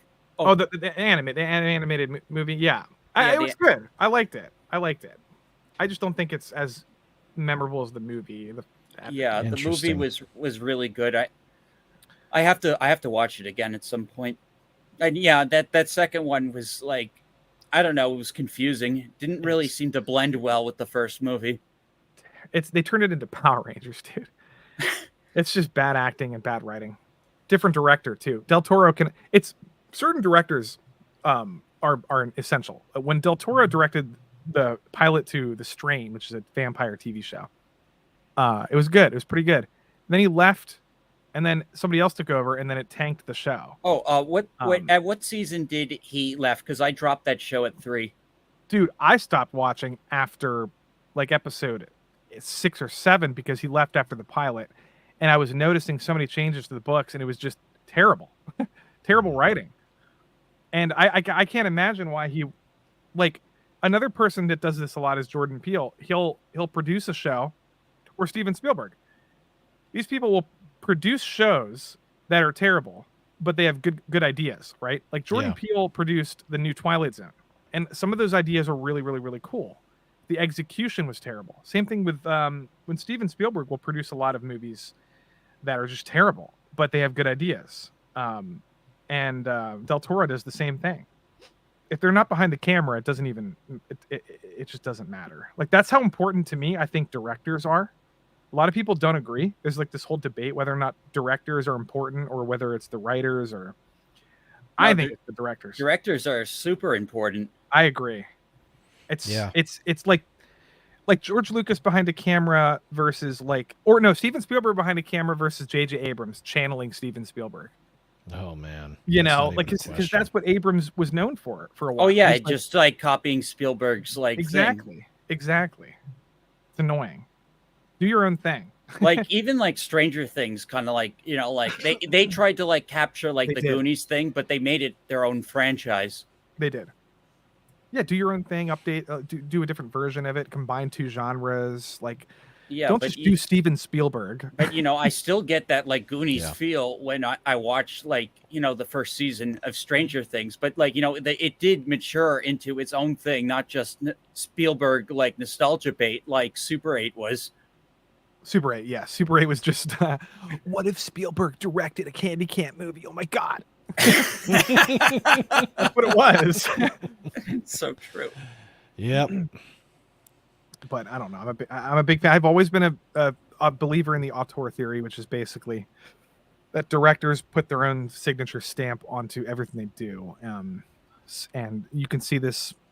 Some directors don't. Like, Spielberg does, but not as much as Martin Scorsese. Spielberg can jump between sci-fi, historical period piece. It's almost like Spielberg is. He actually said this. He said he envies filmmakers like Kurosawa or Scorsese or Coppola because or Tarantino, because you can tell when a movie is a Tarantino movie. Spielberg does so many different eclectic genre stuff. He did Ready Player One. He did, Catch Me If You Can. He did, Jurassic Park. He did Saving Private Ryan. Like, he has fun with so many different genres that it's hard to tell necessarily if it's a Spielberg movie unless you're Yeah, like familiar he's with it. got like the family adventure films, and then he's Yes. got like their real gritty like historical pieces. Yeah. Now that's Mhm. that's a choice for him because he said he gets bored with the same genre, and I don't blame him. But I'm just saying, like, I think for the most part he's kind of an exception to the rule. Like, I think directors, when you think of Tarantino, Right. you know what you're Did he you do know War of the Worlds with Tom Cruise? He I like did. that movie. I did. like that movie. He also did Minority Report with Tom Cruise. Yep. Yep. Yeah, he's He's a big Spielberg is prolific an director. interesting one, but I see what you're getting at. There are certain directors, it's one of their films because they typically do certain things all the time. It's Yeah. like how it's like how Alfred Hitchcock used to do with his Yeah. films. He was always in there for at least one scene for just a second. You Mhm. always knew it was one of his films. So, Absolutely. or even with Kubrick, same Yeah, deal. Kubrick Yeah. was very pushing technological boundaries. He was pushing storytelling boundaries. Terrence Malick is another one. Hmm. Woody Allen is a good example. Woody Allen has so many. I don't know if you've ever seen like Annie Hall or any of his early comedies. They're all very, very similar. Tarantino, similar. Obviously, he has his own style. That he does. But yeah, That he does. Or even Christopher Nolan. Christopher Snyder with Nolan. slow motion. Zack Snyder with slow mo. Guy Ritchie with slow motion. The Sherlock Holmes movies with Robert Downey Jr. There's so much slow motion in those. Oh yeah, He those are did- great. Yeah, all Who his movies directed have slow those? mo. Guy Ritchie. Guy Yeah. Ritchie. Oh yeah, Guy yeah, I Ritchie- like those. He also did like Snatch. He did with Brad Pitt. He did the movie called The Covenant, which is a war movie. Also slow motion in that movie. No, those are fun. I prefer the Benedict Cumberbatch Sherlocks, but it's just me. Have you guys seen those? The BBC. I have seen them all. It's been I love- forever. They're fun. Here's what I'll say about the BBC 2010s Sherlock. I liked the first series. I liked most of the second series. The third series was okay. The fourth one was trash because it was That's rushed. fair. That's fair. Yeah, and You know it, what's it was funny? it was at that time where the BBC, the BBC has always been, lefty loony land. They've always been that way, but they primarily kept it to a little more down low with their content. You Right. can see the changes because the first series was what 2012-ish versus the last one being around 2018-ish. You can see the difference in how things were done, and Yeah. I do not like that last series. I don't like it. Well, it's funny because the Sherlock movie, show is modern day, Mhm. and when I hear modern day adaptation, I automatically assume sort of like woke standard stuff, like woke. There are certain forced things that they're going to wokeness. be within their current Yes. culture. And current British culture at that time was definitely a little more left-leaning, but it wasn't to the point of insanity that it's gotten to now. Well, So, this gets into the question of whether or not you think modern day adaptations of things are ever a good idea, and I think sometimes they can be because of just look at I Sherlock. really I mean, liked. like people tried. There's been Yeah, I modern liked it. adaptations of Romeo and Juliet. Juliet. One they turned it into a gangster story. I don't know what year that movie came out. Not though that was back with Claire Danes and what's his nuts. I remember that shit because I was in high school when that shit came out. I couldn't escape it. But it really depends. Some things you can adapt and adapt it well. As I said, the first 3 series of Sherlock I thought was great. I enjoyed them. They were fun.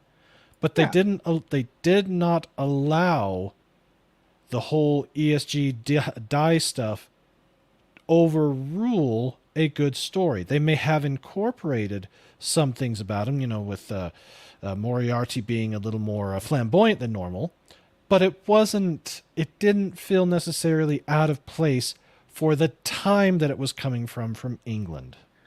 Right. It worked. Yeah, I think it worked fine. And they didn't really do too much with the politics. They did more psychological analysis stuff. Yes.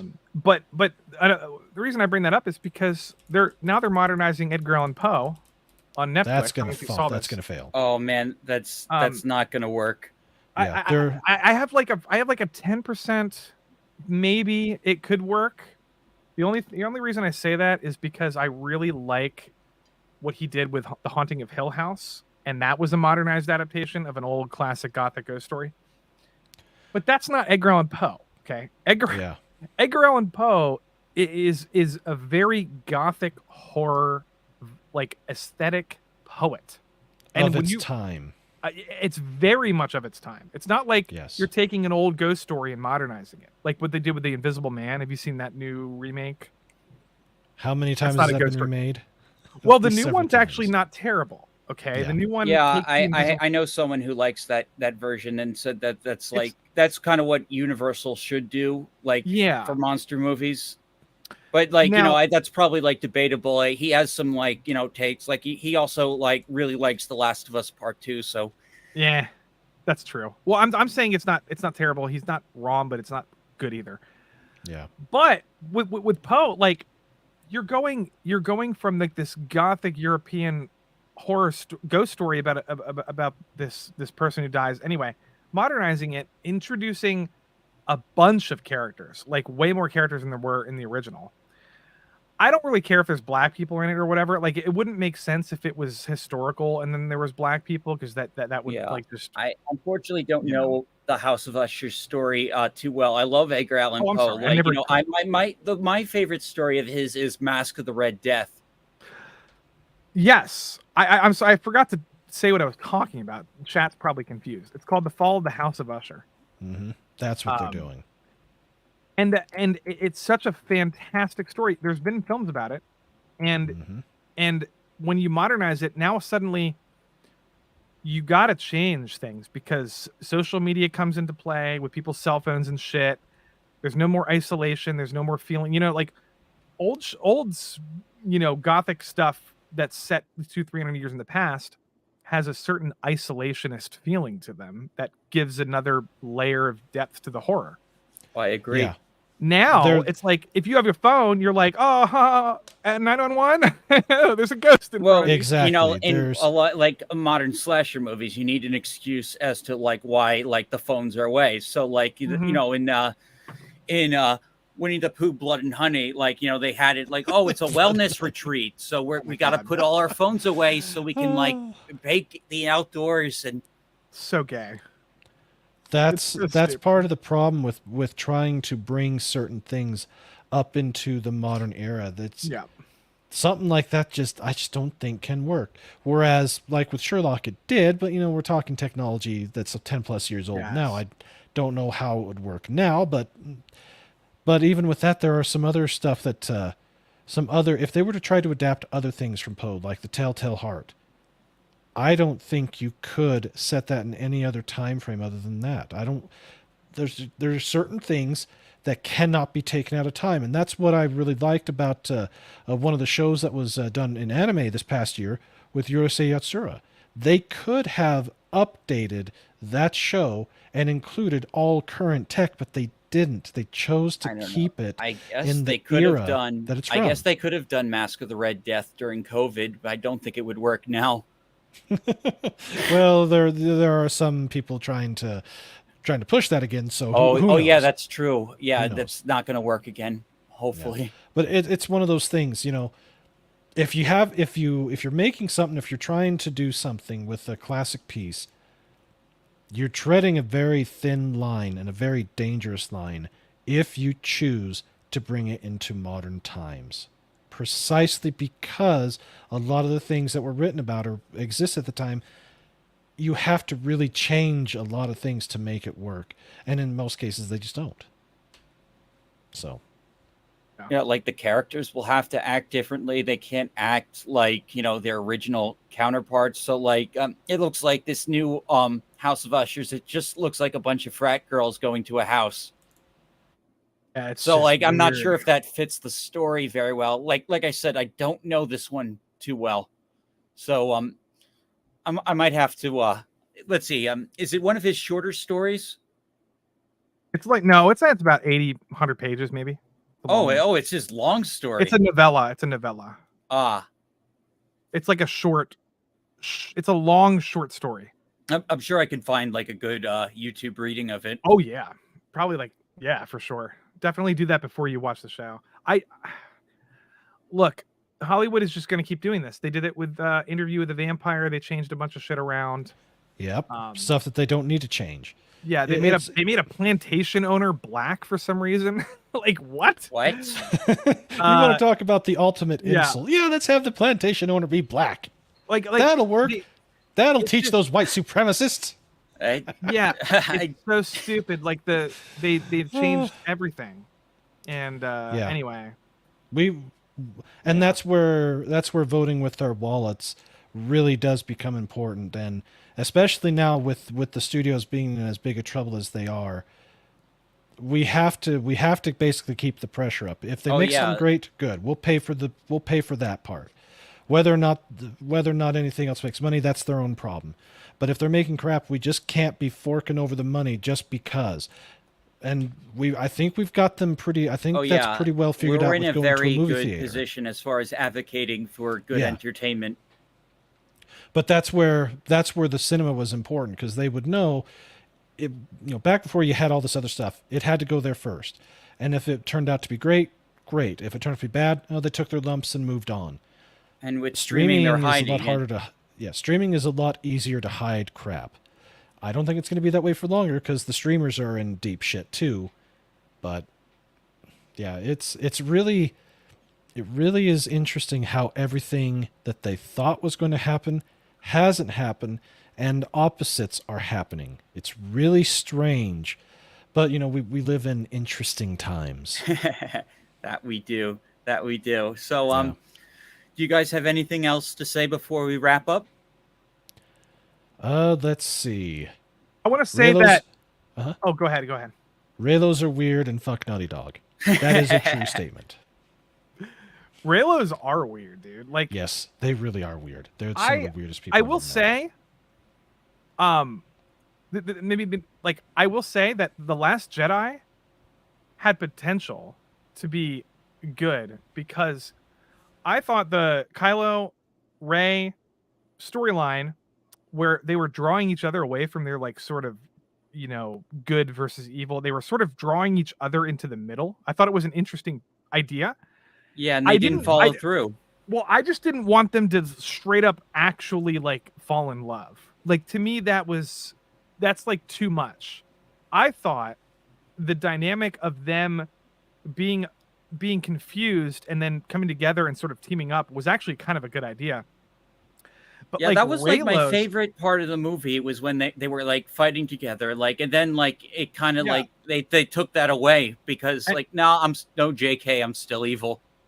Yeah, but not even the fighting part, but when they were like doing that mind psychokinesis thing, I thought that was really cool. Like, especially the way Abrams like filmed that. Actually, he did a pretty good job. Oh, you mean Rian? I'm sorry, Rian Johnson. But the way he did that, I thought was actually pretty cool. What like, Abrams added to it is when they were fighting each other in different locations. I know, that was Abrams' flair to Rian's idea. And that, I thought that was actually pretty interesting, but like, it was not bad. Also very weird at the same time. Like, the Force is just completely like, nothing about the Force anymore. It could just. Yeah, I mean, well, you can be a Jedi now without the Force. But like, no more midichlorian, no more pesky midichlorians. But no, anime guys, right? Like, the Raylo people are actually unhinged. Like, they take it way too far. It's like the people who ship every character that is like slightly homoerotic in anything. Oh like yeah, that's Sherlock out of desperation. Watson. Like, they're these Naruto are the people that are Sasuke. like clinging for representation so much. That's what matters most to them. That they'll say any character is gay or trans just so they could claim like something. It's like the weirdest phenomenon ever. Like, don't you guys want like a well-written one who's actually that? Like, in a and it's implemented well in a story, like Dion in Final Fantasy 16. Yeah. But like, I don't care about fan fiction. If people want to do like shipping fan fiction Oh stuff, yeah, with no, them, everyone has a right to do That's that, fine. and people have been doing that like for the longest time. No one ever it's when they like take their fan fiction and try and impose it on the actual franchise. And call you an istophobe Yahtzee if you don't agree with them. Yeah. yeah, but he I'm sorry. Dash is correct. I'm sorry. I literally had a whiskey and now I'm drinking a fucking sour monkey, which is a really high alcohol volume beer. Anyway, the point I'm trying to make is now I lost my train of thought. No, the shipping people they take it too far. They say, "Oh, I have my fan fiction, but now I want Disney or whoever to make my fan fiction canon." It's like, no. Fan fiction's supposed to be sort of a fantasy kind of thing, right? I have fan fiction ships. I don't write them, but like everybody has their own like kind of fantasy ships. Yeah, it's always been a casual thing for me, like shipping, but to other these hardcore shippers, they're just psychos. It becomes corny when you say, "Oh, you have to do this now, canon." Like when you ship Hannibal Lecter and Will Graham together, it's like, what the fuck? And then or the Interview with the Vampire. Like there was this homoerotic thing throughout the entire novel, of course. But they're not straight up gay having sex. Like, what the fuck? It's just too much. And then Naruto and Sasuke, or Sherlock and Watson, and all these things. They're like, everybody's gay. Like, I get the fan fiction part, but just keep it out of the canon and focus on the story and the rivalries and the relationships and betrayals and all that stuff. I don't need for them to have sex on every like 5 minutes. It's true. No one can ever just be friends anymore. Anyway, sorry I went on a rant there. But that's the problem with the current modern anything is you can't have a guy friend, you can't have a girlfriend. Two guys can't be friends, they have to be docking. Two girls can't be friends, they have to be pillow humping. Everything with these modern thinkers has to revolve around sex. And if it doesn't, then they say, what the hell's wrong with you? When they're the ones making it about sex and making it weird. Yeah. I totally, I completely agree. There's a lot of hypocrisy going around. Yep. Yeah, it's, yeah, exactly. Friend zone doesn't exist in woke society. Yeah, and people were shipping the Winston brothers in the Supernatural. Yeah, I don't get the obsession with some of these things, so whatever. Yeah, so I've pretty much I want to thank everyone for tuning into this. Thank you all so much for attending. Like, this was a last minute thing. Like, I thought we were going to be doing a regular show, but I got to bring Talk No Jutsu back, and I had a lot of fun. Thank you so much for coming. You bet. Thank you, man. Yeah. And I'll see you guys next time. Thank you all so much for tuning in. Please, if you're new, hit the subscribe button. I'll start sending out my game stream playlist because I really want to try and get through that threshold with the watch hours. Thank you all so much. Have a good night, everyone. Bye-bye. Take care.